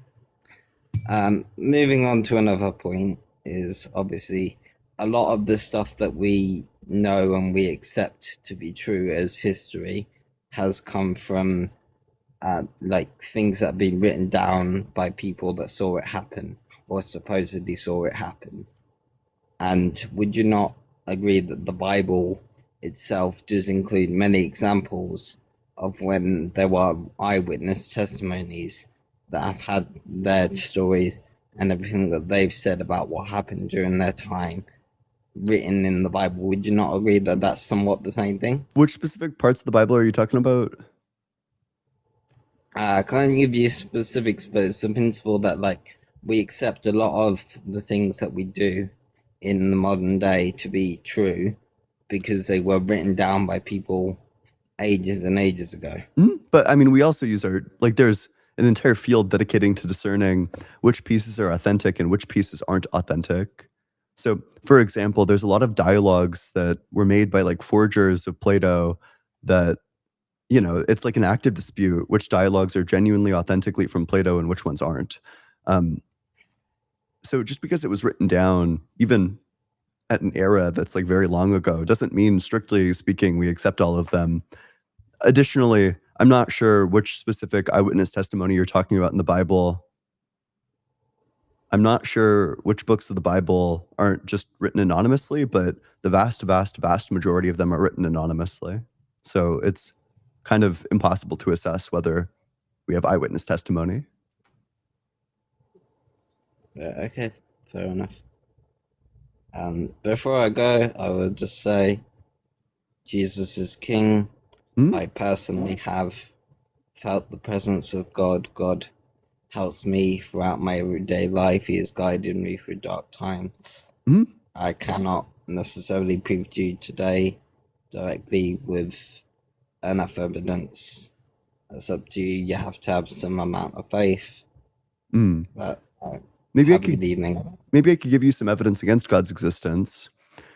When we look at our evolutionary history, we see billions of years of animals tearing each other to shreds, or nature itself inflicting like grotesque deaths on animals. So, for example, we have these fossilized rhinoceroses in Ashfall Valley, I think it's Nebraska, here in the States. And it's this family of rhinoceroses that would have suffocated on volcanic ash. Their lungs are filled with glass, and they're, they were fossilized, encased by this volcanic ash. They would have died like long, painful deaths over the course of like many, many days. The children died close, huddling next to their mothers, probably terrified. This is quite surprising. When I'm thinking about what the process of bringing life about would have looked like if an all-good God, an all-knowing God, an all-powerful God did it, I certainly wouldn't think of rhinoceroses choking to death on shards of glass. That's quite surprising to me. But this makes perfect sense if the universe is totally indifferent towards life. So I don't know which one. That's quite surprising. Why do you think God would choose to bring life about in this sort of way, or allow it to have these sorts of horrific experiences? I think personally, this not entirely based on the Bible. This is my personal belief. God created the world. He gave everyone free will. And as far as I can remember from the brief things that I've read in different scriptures, based on the Old Testament, that humans were created in his image. Animals, not so much. Yes, he did create animals, but animals weren't like the primary thing, if you know what I mean. I just don't think that he necessarily controls everything that happens. And if you were to argue, let's say, humans dying every day, innocent people dying, we have free will. He doesn't control everything that happens to us. If we've done something bad and something happens to us, that's not his fault necessarily. I'm just talking about the rhinos in Ashfall Valley. Do you think that this was like a mistake of their free will? Didn't God design the volcanoes to do this? Couldn't God have designed the volcanoes to not do this? Perhaps he could have, but at the end of the day, he created everything. He does not control everything that happens. But he knows exactly what would have happened by creating this volcano in this specific place. And I think Idaho is where it is. Did God know before he created that exactly how it would cause this group of rhinoceroses to suffocate on shards of glass over the course of like 5 days? Maybe he did, maybe he didn't. I don't know. But Well, if he God didn't, has then a he's not plan for all-knowing. everyone and everything. So maybe he had reasons as to why, if he did do that, maybe he had reasons. Okay, sure. So do you think that it's like a surprising piece of evidence, though? Isn't that like not what you would expect from an all good God, that he would orchestrate the suffocation on shards of glass of these rhinos? If God did intentionally or knowingly do that, then yes, that would be surprising to me, yes. Mhm.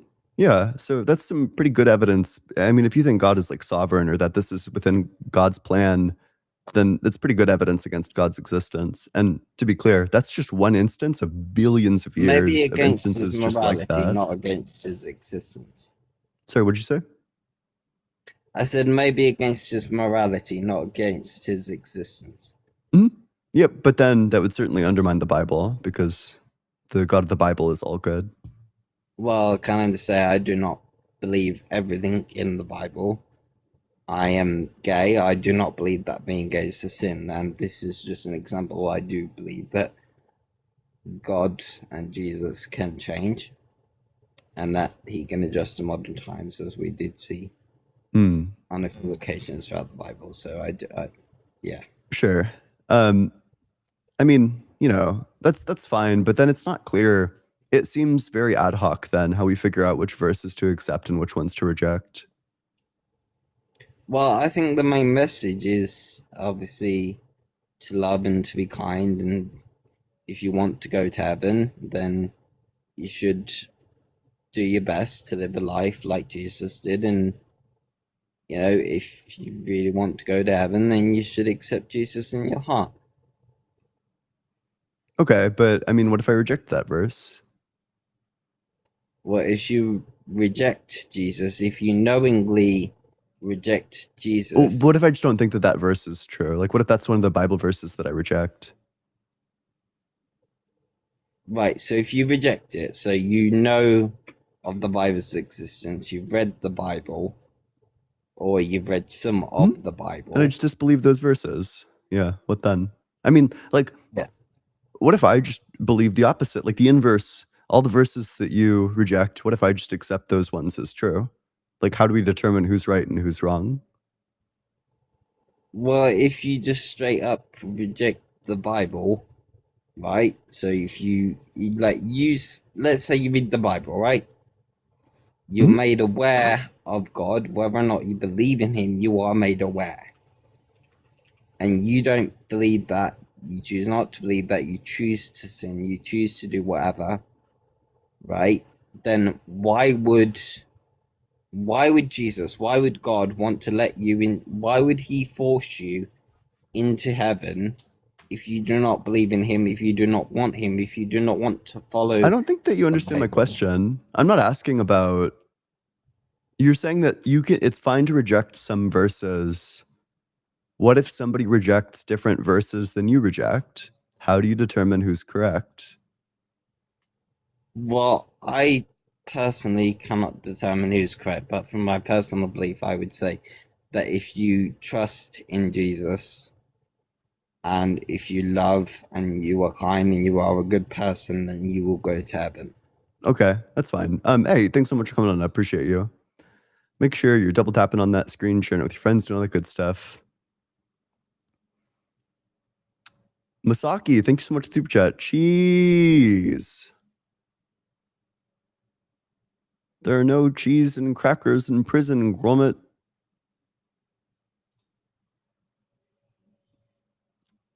A Barnabas, thanks so much for the super chat. Not sure if you've already addressed it, but what's your thoughts on the majesty of reason conversion? People are being obnoxious about it. I mean, I agree. I think that the most epistemically, I think the wise thing to do is to say, well, okay, first of all, if you're like a frequent majesty of reason viewer, the writing was on the wall. This is like, you knew that this was coming down the pipe. It was like pretty obvious that he was going to become a theist because, you know, he's been like leaning theist for some amount of time. It was very surprising to me that he's specifically a Catholic, that he would come out not just as theist but Catholic. That was the surprise. But it does make sense. It makes sense given the changing dynamics of the space, like the more philosophically inclined apologetic space, that like the rise of people like Ethan Muse who are big into these miracles, and then like, you know, there's like close connections. There are many links that connect Ethan Muse to Joe Schmidt. Like, for example, Matthew Adelstein from Bentham's Bulldog is, I think, a mutual friend of both of theirs. A lot of the philosophers, Ethan Muse talks to a lot of like the philosopher of religion people. There's just like a lot of like shared connections there. So I don't know. I think it makes sense like looking back on it, but you know, I think like the epistemically humble thing to say is that we should wait until he comes out with his video and then assess the evidence after he comes out with his like 14-hour evidence for Catholicism video. That to me is what makes the most sense. I think there's like a lot of people that are, I just don't think that there's any reason to cope. It's totally fine to say, you know, we'll see how good his reasons are for the things that he believes when he presents those reasons. And then, you know, I'm sure that there'll be like a lot of claims. So then you should watch like the response videos to those claims. And then you should evaluate the evidence like you always do. It does like raise my credence, like hearing that he converted over the miracles. Like, I think he's like a good, careful thinker. So that's quite surprising to me that it makes me wonder if I should go back and reevaluate the evidence, because I've dismissed a lot of the miracle claims pretty handily.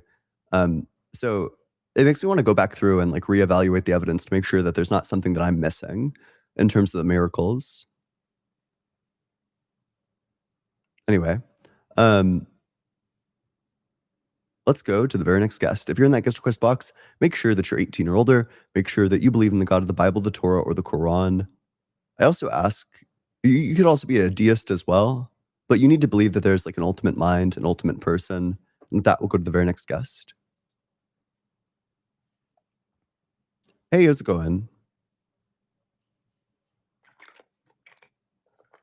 What's up, bro? Yep. How old are you? I'm 31. You? Yep. I'm 25. What religion are you? Cool. Sorry? What religion are you? Yeah, I'm not a religion. I just follow Jesus. Sure. What makes you think But that God exists? Oh, yeah, go for it. I was thinking. I just had a funny question popped in my mind because a lot of denominations come on your live stream, and I thought, how do you disprove and prove these denominations from the Bible? You asking me? Yeah. Like, are you asking how do I disprove specific denominations like Catholicism, Protestantism, things like that, or? I thought it would be fun from out the Bible, how to disprove or prove the right doctrines, just as you do it from science, you prove and disprove from evidence. I was like, it would be fun if we twisted it around and just speak about prove and disprove the different doctrines and the different things that people do in the Christian world and what is the right way. Yeah. I'm not sure I understand your question. Are you asking me to like disprove God, or also if you'd mind, please stop eating. It's sorry. Yeah, please stop eating. Please don't eat while we're talking. It's like kind of gross. You can hear like Yeah, the YouTube lip is smacking. Just okay. do that. YouTube If you is want gross. to That's eat, like fine. just go somewhere else, please. But that's fine. That's fine, Ian. Yep. So But are you asking like what's the evidence against God's existence? no. I have totally different question. I was like thinking it would be fun if from out the Bible, because you accept all sorts of denominations, and I follow Jesus, and I see a lot of Christians do non-biblical things, and I think it would be fun if we look at the Bible and look at what some Christians do and see what's biblical and see what's not, because that's also important in your investigation. I have like genuinely no clue. Okay, so you're saying that we should look at the Bible and see how in line the actions of Christians are with that? Yes, Okay, but why? because it's important, right, for the investigation. It probably plays some role insofar as there's like arguments about like good moral fruits, good moral character. But you know, No, there's so many misinterpretations in the Bible that's totally not biblical that you are you still eating? weigh as evidence. Okay, well, I told you not to eat, so I'm moving on to the next one. Listen, man, just don't do that. You can do that anywhere else, just not here. Hey, how's it going? Up here? You said you could 1v1 me? Hello? Yep. How old are you? Wait, hold on, I can't hear you. Nope. That's weird. Hold on. Hello. Can you hear me? Hello? Yep. Can you hear me? Oh, I can hear you now. Yep. Yes. What religion are you? How old are you? Hello? Are you what the Okay. Yeah, this is kind of weird. Hold on. This I think is a signal, but I'm inside the car right now. Okay, you can't be driving. It's against TikTok terms of service. We'll be all right. I'm not driving. I'm just inside the car. That's fine. But can you hear me? So I can hear you. Yeah. Yep. And what religion? So I don't. This is like unreal. Hello? Your mic cut out again. I was raised evangelical Christian, but throughout my life, I've kind of come to terms that there is very little, there are. Sorry, I'm just running around. There are a lot of doubts about the existence of a God, but I do feel like I lean more towards the existence of a God than not. Okay. So my question for you is, do you hear me or you? Sure, yeah, go for it. What's your Can you hear question? me? I can hear you. I don't know what's going on with this. Is there a sound. huge delay? It's When do you weird. hear this? Tell me when.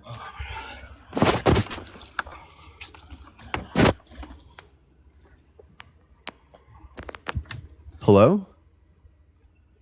Hello? Do you hear me? When do you hear this? What? Did I hear what? Okay. It's too much for me. How's it going? Actually, Oh, Chess hello. account? Yeah, are you there? Hey, so sorry. It wasn't coming. Okay. Thank you for having me on, Ian. I am 29, by the way, and I am Catholic, but I'm very unorthodox. So I just want to kind of preface that. But yes, I believe in the Christian God, just to make that clear.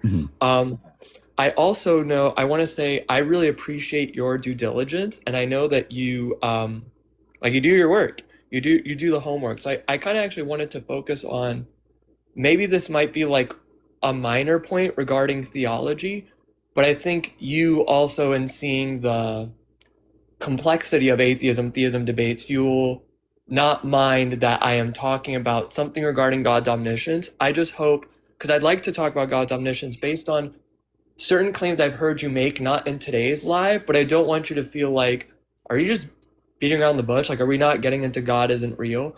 But I think it is an important distinction. What do you want to So if talk I may about? Yes, I want to talk about God's omniscience, specifically with regarding his free knowledge, because I've heard you make many claims prior about God's not changing his mind. Now, maybe you were just kind of entertaining that supposition to sort of like use that as like a reductio, like, okay, this supposition doesn't work. So I'm not sure I've ran an argument of that sort in like a genuinely like very long time. I used to run an argument like that. I think it's probably been like years since I've ran an argument like that. Really? Yeah. Maybe it's been more time, but if I may continue, how about you kind of hear me out and see where you disagree, if I may? Okay, go for it. Thank you. Okay. So I'm not exactly sure what theists really mean by God's not changing his mind. Maybe they mean in some sense of like the decisions that God makes, he doesn't like go back on his word, or maybe they mean some kind of metaphysical relation to which God has towards everything, like that relation maybe doesn't change. Maybe that's what they mean by God's not changing his mind. But this is what I think about when it comes to changing his mind. So I assume, given how much you're also doing contemporary analytic philosophy, that you're familiar with like maybe correspondence theories of truths, or the idea that truth just simply means that's in reality, or that's the way things are. So whether you think, whether you're Wittgensteinian or you're using Frege's like reference, or even like correspondence theories, we just mean that a proposition is true, is to say that that's the way things are, right? So if I said, Something oh, like there's a that. hamster on your head, right, that would be a false statement because that's not the way reality is, right? But if I say like, oh, like Ian is wearing a blue shirt, that sentence is true because you're wearing a blue shirt. That's the way Yep, that's reality is. fine. Okay. Yeah, I'm fine with all of cool. that. Yeah. Cool, great. Okay. So let's say we have, I know I'm gonna try be charitable to my like, I guess, using of time language, because I'm not trying to get so tied That's in fine. like time language. Cool. Okay. So God and let's say we'll talk about his first instance, he's alone with his thoughts. So there are many aspects of reality that aren't existing, like say the planet Earth, because God hasn't created that yet. But in this initial state, God has necessary knowledge. So there's going to be propositions God does not have power over. So an example would be the proposition, God exists. God finds himself knowing that proposition. He doesn't do anything with his free will that makes that proposition true. He just always knew that because it's in his necessary knowledge. That's fine. Yeah. Cool. Another thing that would be in God's necessary knowledge would be that God has X capabilities, whatever X capabilities entails. Now, some theists want to say, well, maybe God created some of his powers. Okay, that still means that God finds himself with the power to create that's some fine. of his I'm powers. fine with all of that. Cool. Yeah. We got all that necessary knowledge. Okay. So then let's assume, suppose God did create the universe. So there is now a proposition. God is going to create the universe in X time. There's also the proposition, maybe if you believe in, that time necessarily exists, but at the very least, you would grant that there's a proposition. The earth exists. If you were to stop God before the earth existed and said, is the proposition earth exists true? He would say, no, it's not true. So then God, by his volition, he makes that proposition true, right? So I think then, to say that God is creating some aspect of reality, whether that's the planets, or that there are angels, or that grass grows, or that there's the sun, necessarily, when God makes reality, he is making propositions true. Do you agree with me on that? If Sure. he makes Okay. reality, So here's a problem. he makes propositions. Are you holding that God is an unchanging being?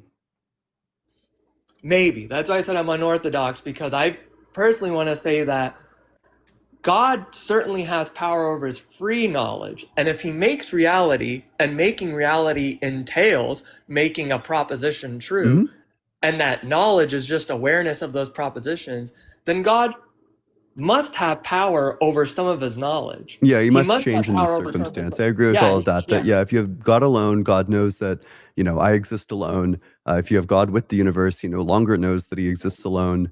And that's a change. You can't have both states at once, so it must be a change. However, this is like exceptionally un-Catholic. Like this is Maybe. it follows from simplicity that this can't be, because then God would be a contingent being, not a Fair necessary being. It follows from immutability, that God can't change. It follows from, God's creation of time. Like there's kind of a ton of reasons why this, like, it's fine to not be Catholic, but there's like probably no way that you could square this with Catholicism. I will say a lot of where I'm even coming with these like metaphysics or even you could call it epistemology comes from an account you probably have heard of called Molinism, which is in its contemporary You literature. for sure can't be a Molinist and a Catholic. So why is Molinism called Molinism? Isn't it? Well, I don't know why it's called that. I know it's the view related to his like middle knowledge. Right, but it's called Molinism because it's the contemporary work that we refer to as Molinism was mostly written by Thomas Flint, who is a Catholic theologian, but he is writing it off of a medieval scholar named Louis de Molina, who is a Jesuit. Sure. So I do think even maybe it's wrong that it is Catholic, like maybe it actually is incompatible with Catholicism, but I do think there are many Catholics who are trying to jive middle knowledge or Molinistic views like with Catholics. Like Louis de Molina was a Jesuit, he was a devout Catholic. Thomas Flint is a devout Catholic. So I do think it can work. I think the other thing why we wait, might sorry. also, Let me give you like the easy argument for why it doesn't work.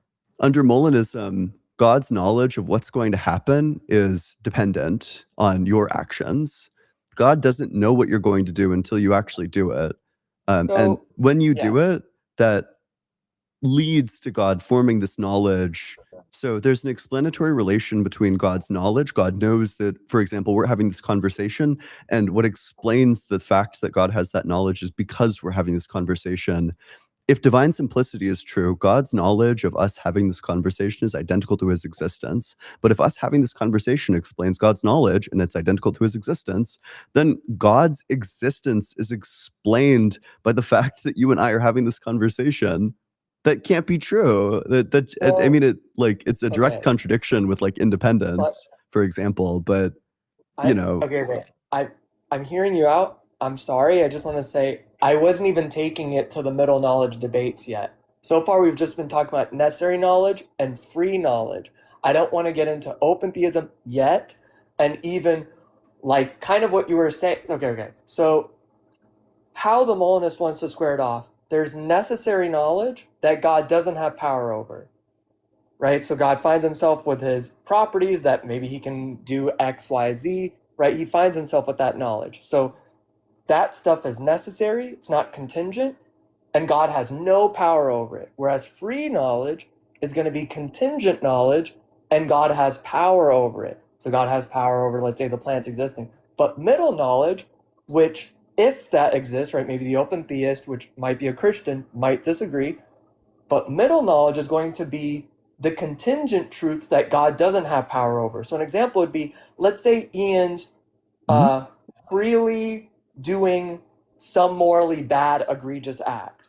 God finds himself knowing that, but he doesn't have power over it. But it's contingent because it's not necessary. It's not necessarily that Ian had to do that bad thing. It's just that God knows, oh, if I create Ian, I know what he's going to freely do.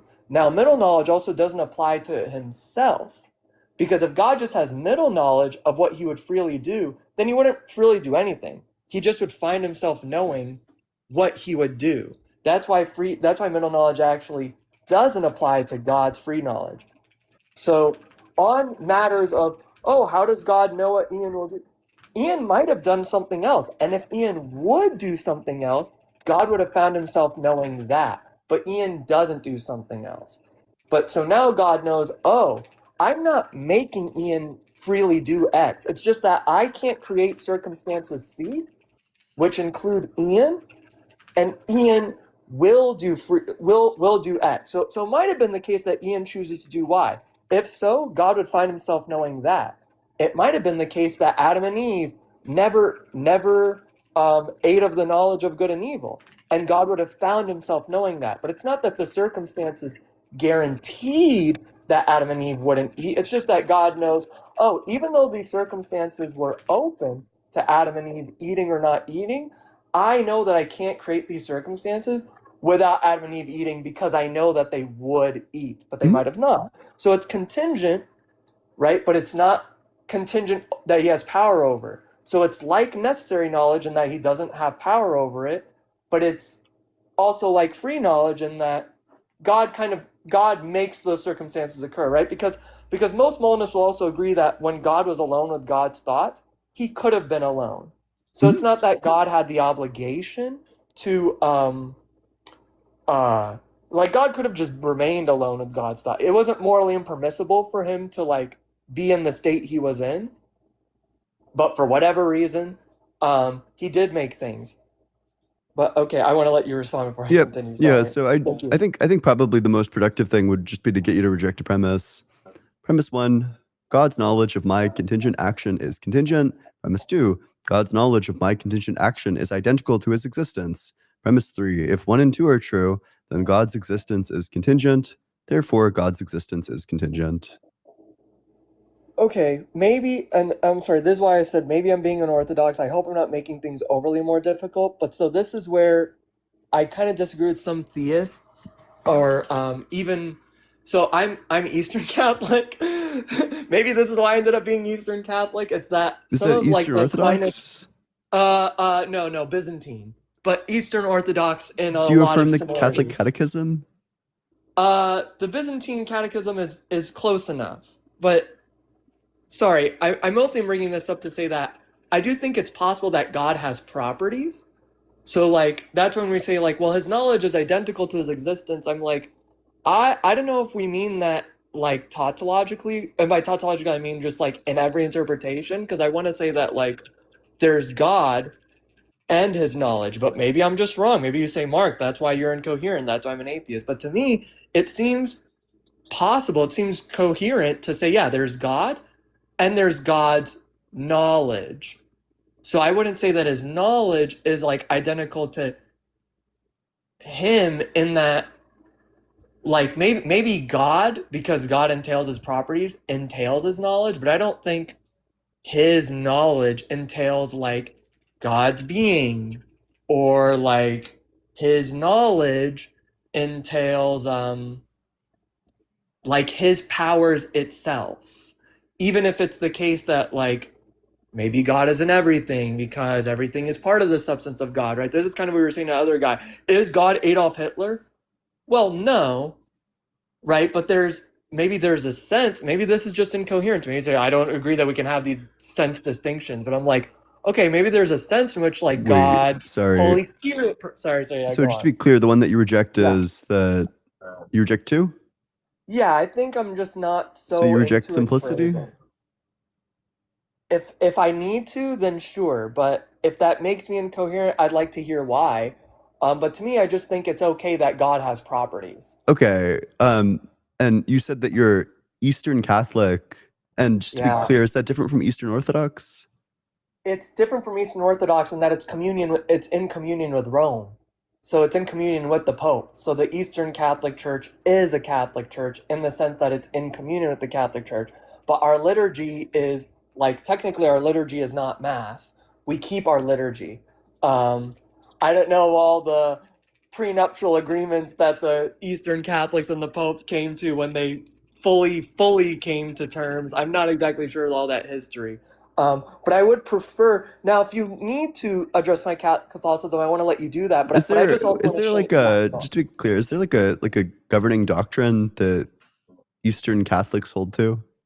You can look up what do I have open? Give me one sec. You look up because I think I have it open. Give me 1 second. Why am I not finding this?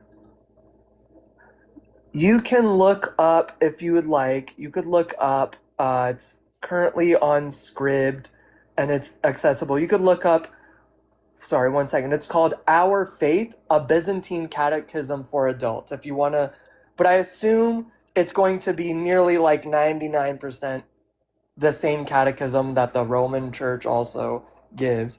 But I just wanted to also say, the reason I was saying, like, if you really want to talk about my Catholicism, that's okay. But I would prefer you kind of just address my theology and not so much be like, oh, but if you're Catholic, you're not allowed to think that. Then suppose I'm a naughty Catholic. I deserve 40 lashes from my bishop.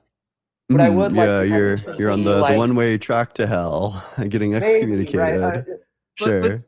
but that's why I would say, like, let's just kind of address my theology as it stands. I want to say it is consistent that God has properties. So I think knowledge, just like how, I don't think I am just my knowledge. I think I have the property of having two hands and I have the property of Yeah. like sounding this way. I think God has the Yeah. property of having knowledge. Yeah. Famously problematic though for divine simplicity. But that's fine. I mean, I can just give you like a critique of Molinism. Do you think that God is Okay. an independent being? Do you think he's self-sufficient? Yeah, I think so. Okay. I think that flies. If Yeah. Molinism is true, is God's knowledge of our actions dependent on our actions? Yes. Okay. So God is an independent being, but also part of God depends on us, Well, maybe part of his knowledge does. which is part of him. Sure. So then we have a contradiction. Contradiction with regards to what? That So sorry. God is an absolutely independent being, so none of his parts are dependent, but then some of his parts are dependent. Okay, I see what you're saying. That is interesting. So when I took your okay, I see. I thought what you meant by is God self-sufficient? I thought you were referring to like God's existence. So just as there was nothing before God created things, like God was still existing. It's not that once he created those things, he's like, by the way, if these things die, I'm gonna go poof. Like, nope, like God was already alone with God's thoughts, then God created things. And But would you affirm that he's like absolutely independent?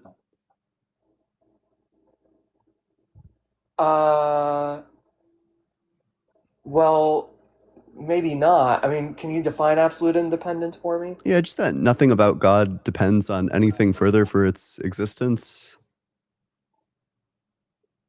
For its existence? Because if some of that contingent knowledge is going to be dependent on what creatures would freely do, and that aspect could have been otherwise, that's what contingent is, then it's like, you're kind of asking me like, well, like I'm saying like the contingent knowledge could have been otherwise, and then you're saying, well, if it's this way, is God's existence dependent on that? No, not his existence even. Just like the fact that God knows that we're having this conversation. Is that dependent on us having this conversation? Yeah. Yeah. For God to know that we're having a conversation would depend on us having that conversation. Yes. Yeah. So then what you end up with is you have to say that God is not an absolutely independent being, which also removes his ability to be a foundational being, because there are further explanatory chains that run deeper than God. In fact, I think it might lock you into like metaphysical coherentism. But but this is why I'm just kind of confused, I guess, in terms of absolute independence, in the sense that, so like, I think this is why someone might offer like, oh well, everything's God. It's like, right, it's because everything, if God creates things, then everything that exists would, in some sense, would like exist like within the being of God, or is tied all together by the Holy Spirit, or so and so. But that's why I guess I'm just not really convinced that you're like asking me that, like, okay, you're saying because I think things exist like in God as well, then it's like, oh, so God isn't absolutely independent. Well, we aren't absolutely independent of God. I mean, yeah, nothing is absolutely independent. Okay, sorry, go on. Yeah, then theism is false, because one of the things that theism claims is that God is the foundational being, that he is the being that everything else depends on. But you lock yourself into like a coherentism that there are parts of God that depend on us, and there are parts of us that depend on God. So it's you probably don't want to say that if you want to hold to like theism. I don't know if theism is compatible with coherentism. Prima facie, I would think that it's not, because God would be like a foundational mind, but I honestly have no idea what the theist is supposed to say to get out of this, by the way. Okay, yeah, because I'm trying to, because to me, I mean, and maybe this is too unorthodox. Maybe you're gonna say, Mark, you're giving up too much here, and this is bad. But I'm just like, I don't know. It kind of sounds like we're sort of getting lost in some of the wordplay. It's like, oh, but if it's foundational, it's like, right. So okay. So suppose God exists, and then things exist because God holds them together somehow. He allows them to exist, whether it's because God breathed or because the Holy Spirit. God allows those things to exist, and so it seems like everything else's existence, like in terms of its robust existence, is going to be like, right. So in terms of its, I guess I want to say like physicality, or like its materialism, or like it's being something that's not just an abstract entity, right? Having the condition of like instantiation, yeah, that's going to be dependent on like what God does. But then you're like, oh, but some of this knowledge is dependent on what we do. Well, if things don't exist, then none of those propositions are instantiated. But I want to say by his middle knowledge, he knows what creatures would freely do in the circumstances that he like instantiates. So suppose nothing's instantiated yet, and you say, is Ian freely doing X? No, because Ian isn't presently doing X, but God just knows, oh no, but I understand if I were to create circumstances C which include Ian, yeah, then he would freely do X. So that knowledge, what he would do, right, that's a good question. Like, is it grounded on, yeah, we do have some grounding issues, right? Like, is it grounded on Ian's like doing it? It does. There does seem to be a little bit of like almost like a deterministic kind of like, okay, like, so God, There's a Euthyphro. knows what Ian would freely do. Oh, it's a Euthyphro. How's Yeah, it like there's a Euthyphro here. Does God know it because we do it, or do we do it because God knows it? I see.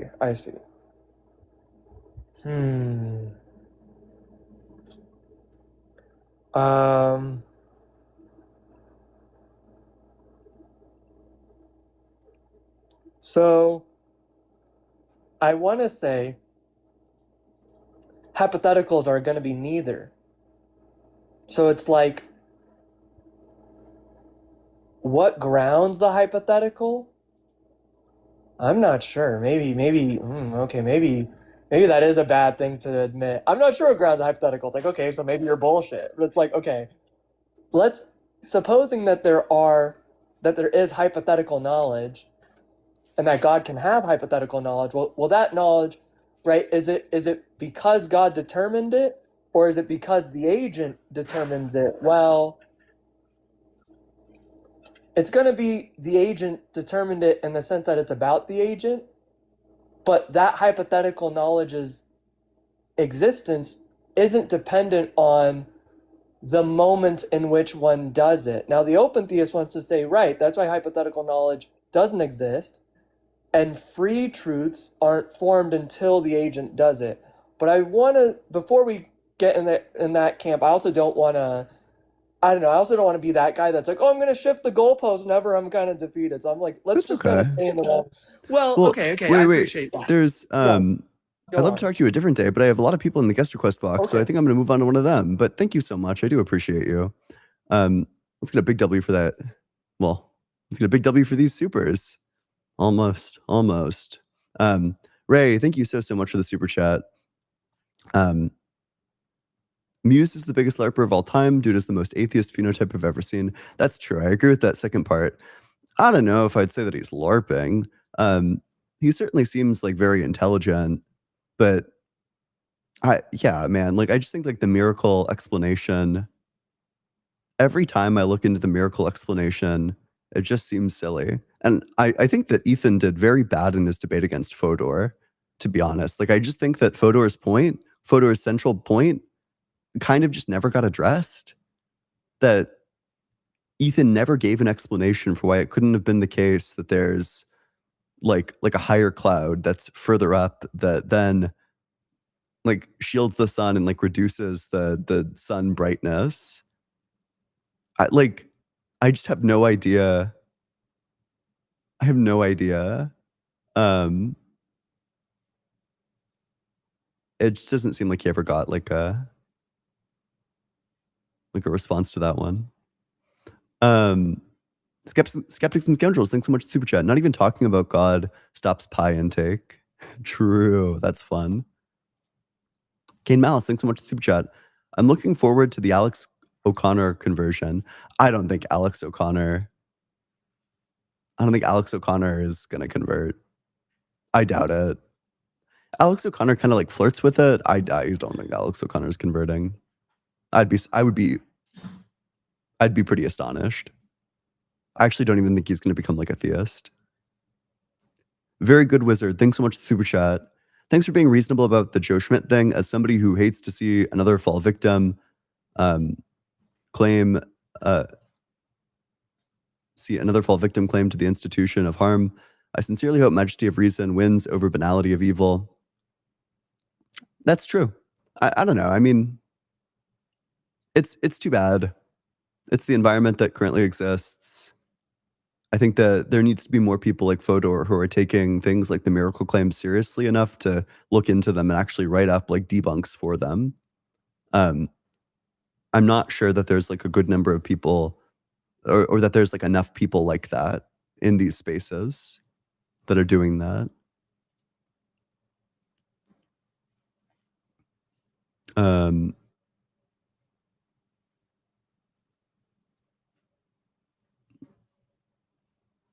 The dude in SF, thanks so much for the 1,000 Twitch bits. Have you thought about enabling CCs here on Twitch? It would be most helpful. What are CCs? I don't know what that is. I'm gonna send my top guy to look into it. Garbage Man, thanks so much for Super Chat. My sympathy/identity argument relies on identity through time, but damn, is it good to appeal to emotion? Being in harmony while others burn? Dystopia. That's true. Oh, closed captions. Yeah, sure. Thanks everyone in chat. Yeah, I'm sure we'll look into that. Looking into this. I don't know. That is true. Like, you're in heaven. A lot of your friends, maybe your spouse, maybe your kids, burning in hell. What are you supposed to do with that? How's that supposed to make you feel? Cameron, thanks so much for the super chat. To cover a weak spot, you should probably brush up on human evolution. Maybe check out some of Gutsick Gibbons' videos on the subject. Example, we didn't evolve from the whole population of Homo erectus. We evolved from one particular population that remained. Oh, that's good to know. Yeah, this is like one of the places that I would love to, if I do this full time, human evolution is one of the things that I'm going to look into. It's something that I would like to be sharper on. Andrew, thank you so much for the $25 Venmo. Let's get a big W for Andrew. Thank you so much. Appreciate you. Let's go to the very next guest. I'll try to go in order. Hey, how's it going? Tristan, are you there? Yeah, can you hear me? Yep. How old are you? 31. And what religion? I was raised Catholic. Mm-hmm. And are you a specific religion currently still? I guess still Catholic. I go to church when I can. But look, I just wanted to share my perspective with you and see if, it arises or anything. Yep, go for it. All right. Are you aware of the House of Lords in England? Not really. Is it like is that oh wait, is that the one part of government that like includes like hereditary positions? So like basically in England, right, we've got lords, people of the title Lord. Yeah. Their name. Cool.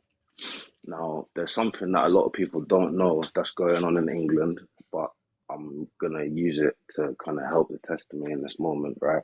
So, people are actually getting God titles in England.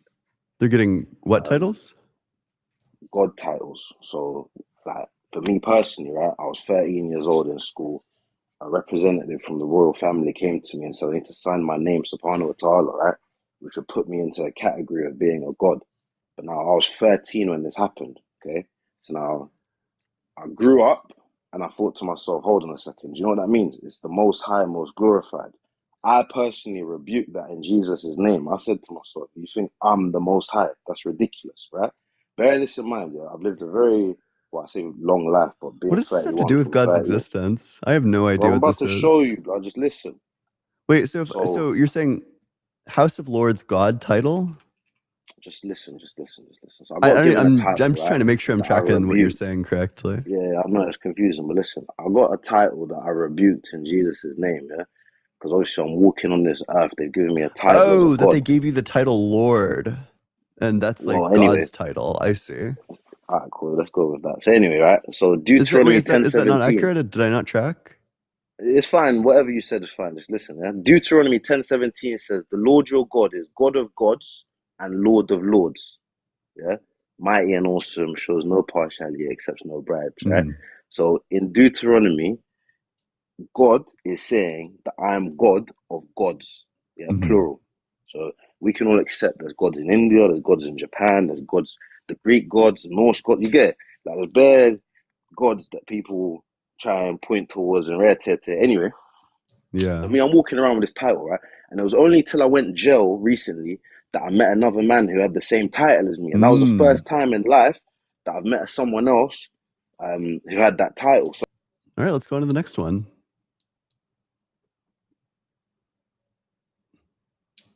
Wow, compelling stuff. Hey, how's it going? Hey. LeBon, are you there?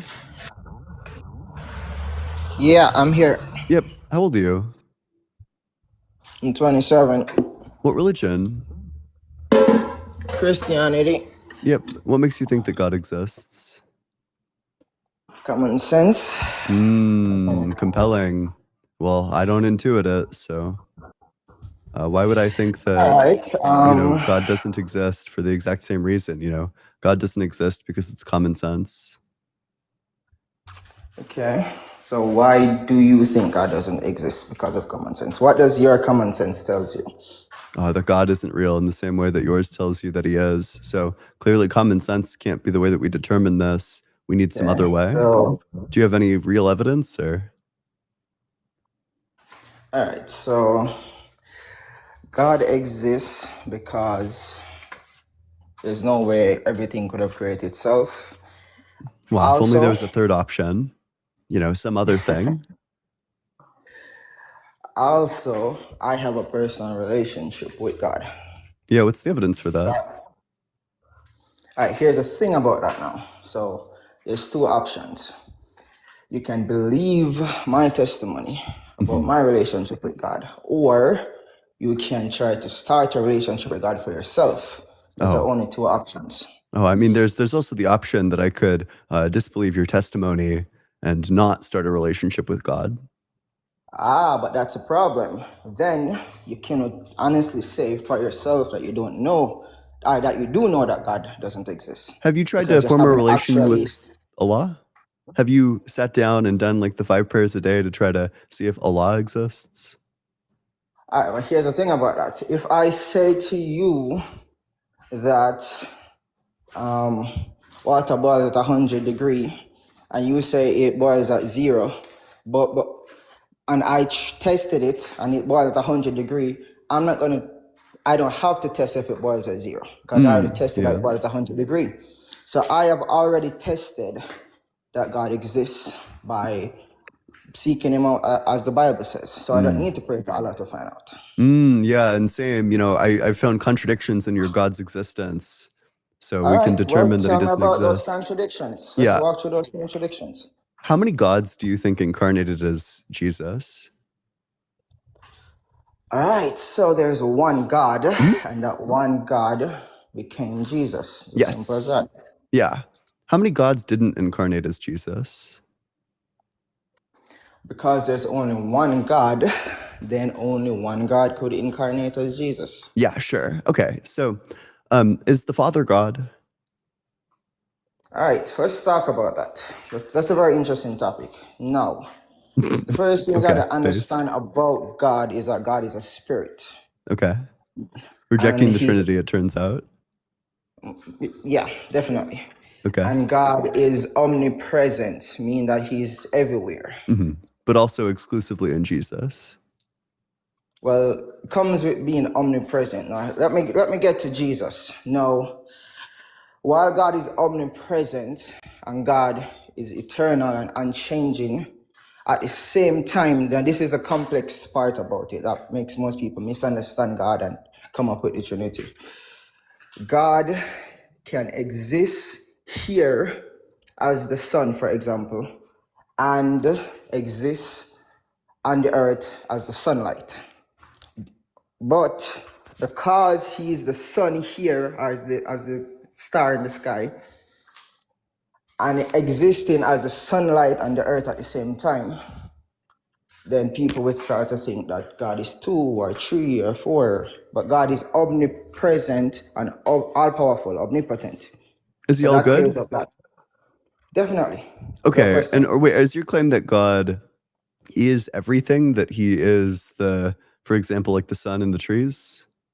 No. Okay. God creates the sun and the tree. He can become the sun and the tree if he wants to, but that's not who he is.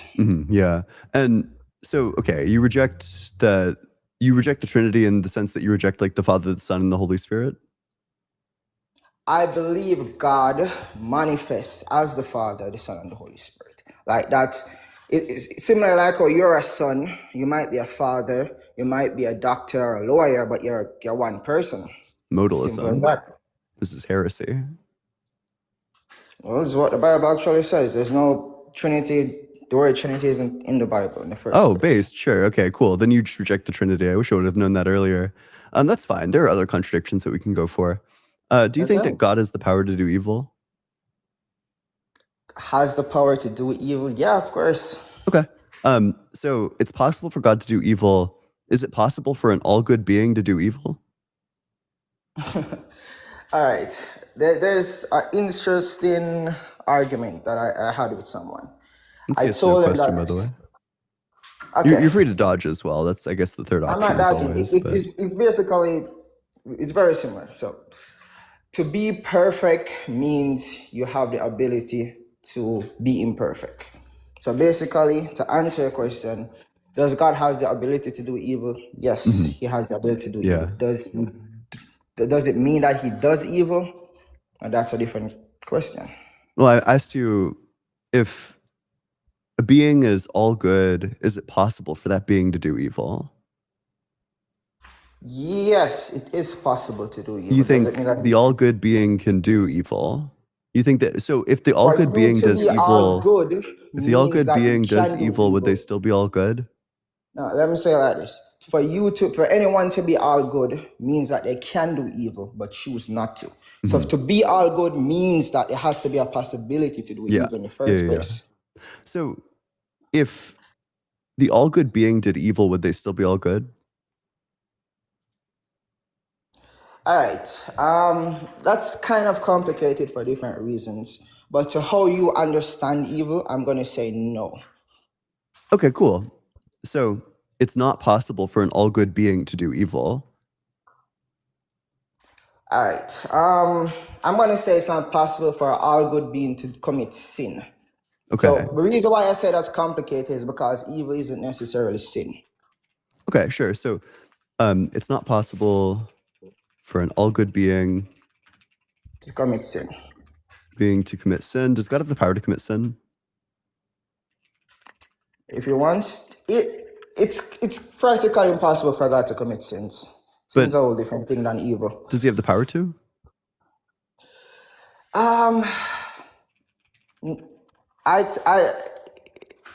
It's a yes or no question. I bet.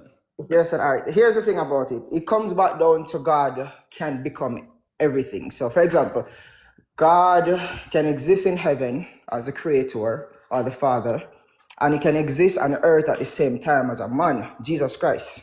No, God existing as Jesus Christ on the earth is possible for him to commit sin. It's possible for him to be tempted, but he exists in heaven at the same time as God, being impossible to be tempted and impossible to commit sin. So it comes with being all powerful and omnipresent. There's a lot of things possible and impossible for God at the same time. Yeah. So just like lots of contradictions. It's not contradiction. It's, if you think You're about saying it, it's both possible and impossible. That's a contradiction. well, think about it. It's impossible for you to do photosynthesis. But if you can become a tree, then it's possible for you to commit photosynthesis. If you can be a tree and a human at the same time, then it's both impossible and possible for you to do photosynthesis. I couldn't be and a not do tree and a human at photosynthesis. the same time. That's not Well, possible. you couldn't be, but God can, because he's God. He's all That's powerful not and possible. omnipresent. He could be Think both about a it. tree and If not you a are, tree. think about, I'm asking you this. If you are all powerful and you're omnipresent, I mean you can be in more than one places at the same time, become more than one things at the same time. Does that mean that you can become a tree and still be a human at the same time? Does that open the door of possibility No, and it's a impossibility? contradiction. He'd be both a tree and not a tree.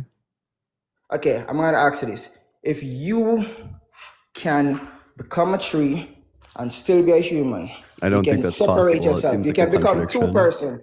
Now think Oh, about if you it. can You like can become replicate yourself? two-person. Okay, if you can become two different persons, Sure, that's fine same then. consciousness. Okay, the other person you becomes a tree and you become a human. Does that mean that you can commit photosynthesis at the same time? But at the same I'd say time, that the that's other two you, separate people. It's not you anymore. nah, same consciousness. That's the thing about it. Oh, I So you don't can say think it's that that's not coherent. you. To say that you've split the identity, but then they share the identity.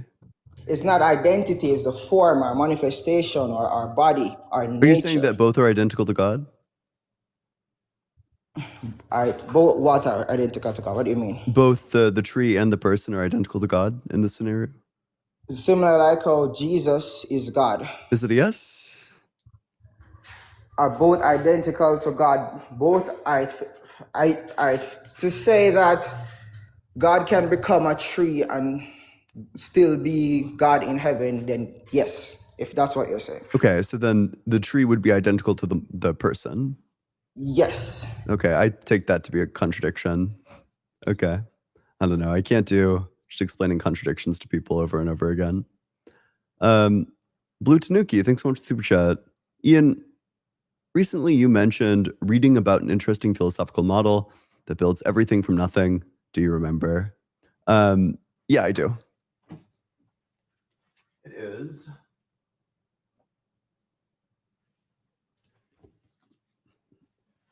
It's Atheistic Platonism by Eric Steinhardt. It's this book. The book itself is pretty expensive. Don't buy the book. What you should buy instead, or what you should not buy instead, you should go to Anna's archive, and then I actually think the book is just available online, even through like regular non-sketchy means.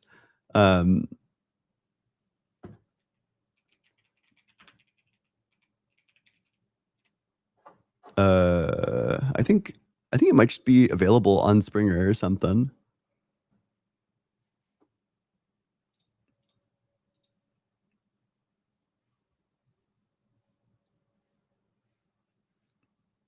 Or maybe it's on Scribd. I think it's available on Scribd. Maybe it is only sketchy means, regardless.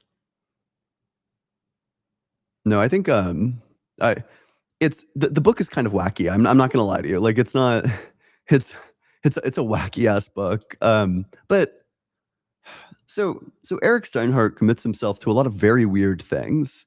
He commits himself to there being like an afterlife, and that you're going to be reborn as like an infinitely, like increasingly better version of yourself in each life. That that there's like these like wise beings, and that there's like every world that ought exist does exist. And that I don't know, like there's even like there's like some sort of like identity mechanism.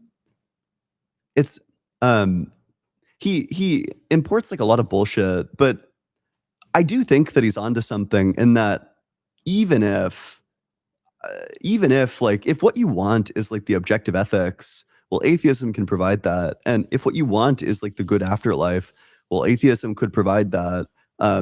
You know, at the end of the day, however crazy the atheistic Platonist system is, it's still more plausible than theism. The ethics are still better. The afterlife kicks way more ass. You know, you're gonna get reincarnated as like an increasingly better version of yourself. Whereas like the Christian is gonna spend their afterlife like worshiping and shit. Like, I don't know. I don't buy it. I don't buy his arguments, but you know, if that's what you're interested in, I do think that the atheistic Platonistic worldview kicks the Christian worldview's ass. Hey, how's it going? Hey, I need to tell you, I'm not a Yo, kid. I have a I'm sorry. I might be like an evil fuck. It's just not happening. I don't know. Maybe you're gonna tell me something that would like totally change my mind. I'm sorry. I'm just not risking it. I'm sorry. Maybe that's like fucked up and like discriminatory.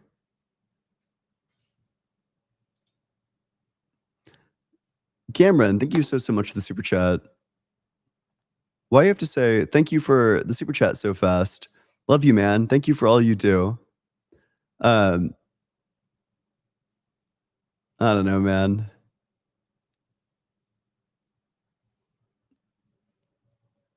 It's to get through them, to get back to the debates. That's what everyone wants, is the debates. Carrie White, thank you so much for the tier 1 sub. Appreciate you. We might do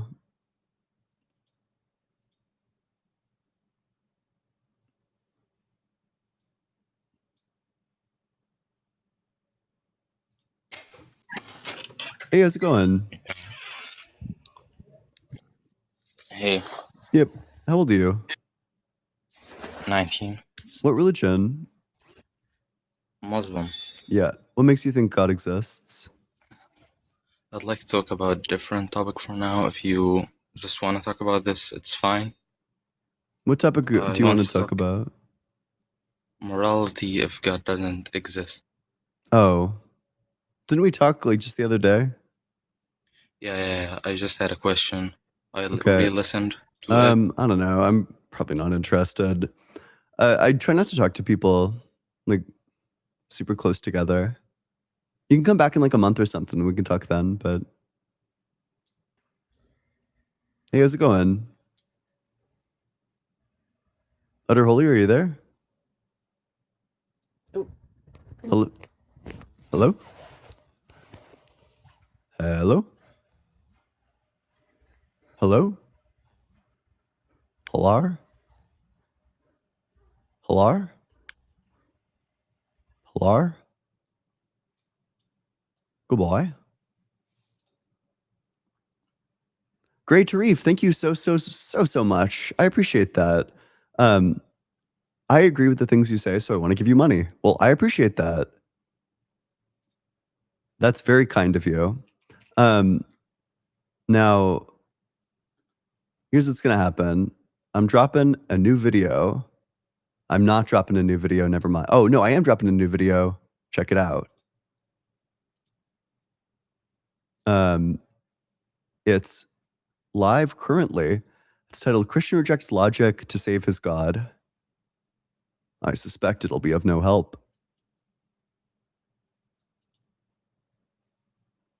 I can come back here tomorrow and I can destroy you again. Okay? That was the funniest thing you said. I actually kind of can't believe that you think that you did well. Hey, how's it going? Hey, Ian. How are you, man? Oh, fuck yeah. It's the Carl Bismarck video. Well, how old are you? Is this the first I'm one? 40. Yep. And what religion?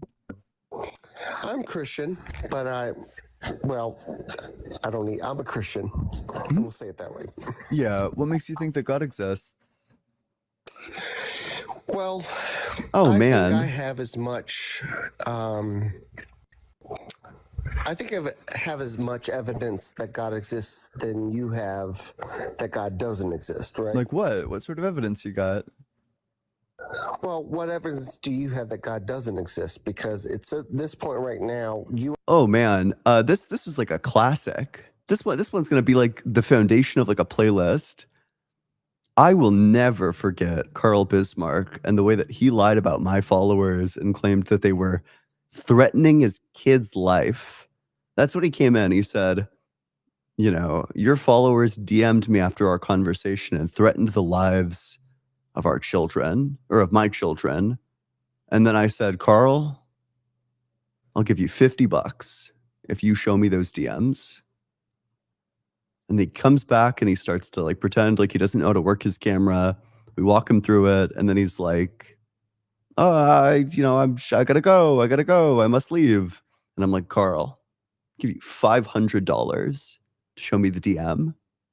And we worked our way up to $1,000. I'll give you $1,000 for him to show me the DM of one of my fans threatening to kill his kid from some time that was before the conversation.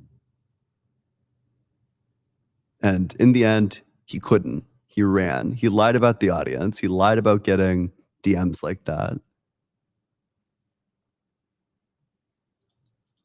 Had to cook dinner for his kids. Then he had to get into the shower. And then he had to... Oh, and shout out to Bames for the excellent thumbnail art.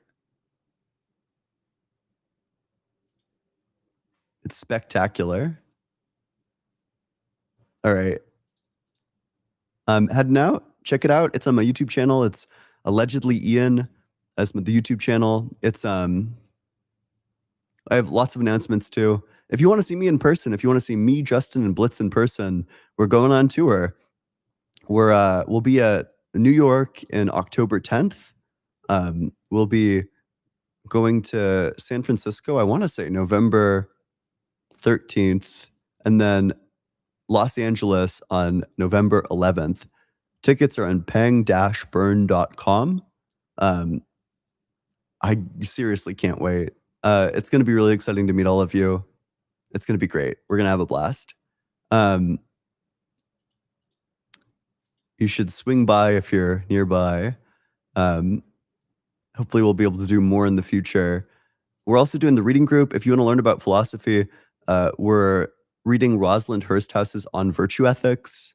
We had an excellent discussion about decision-making across the virtues and how we're supposed to come to our conclusions. It's, it was a really interesting discussion. This next upcoming discussion. Oh, wait, I have the book right over here. What's the...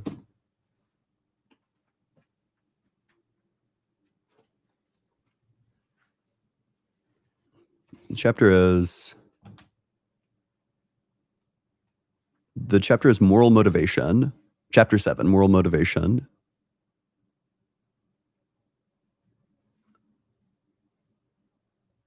Yeah. It's going to be great. It's going to be 2 weeks from this last Sunday. So it'll be on the 5th. Or no, it's the 6th. It'll be on the 6th at 8 p.m. EST. It's going to be great. It'll be a lot of fun. I hope to see all of you there. Other than that, go check out my newest YouTube video. Go check it out. You better watch it.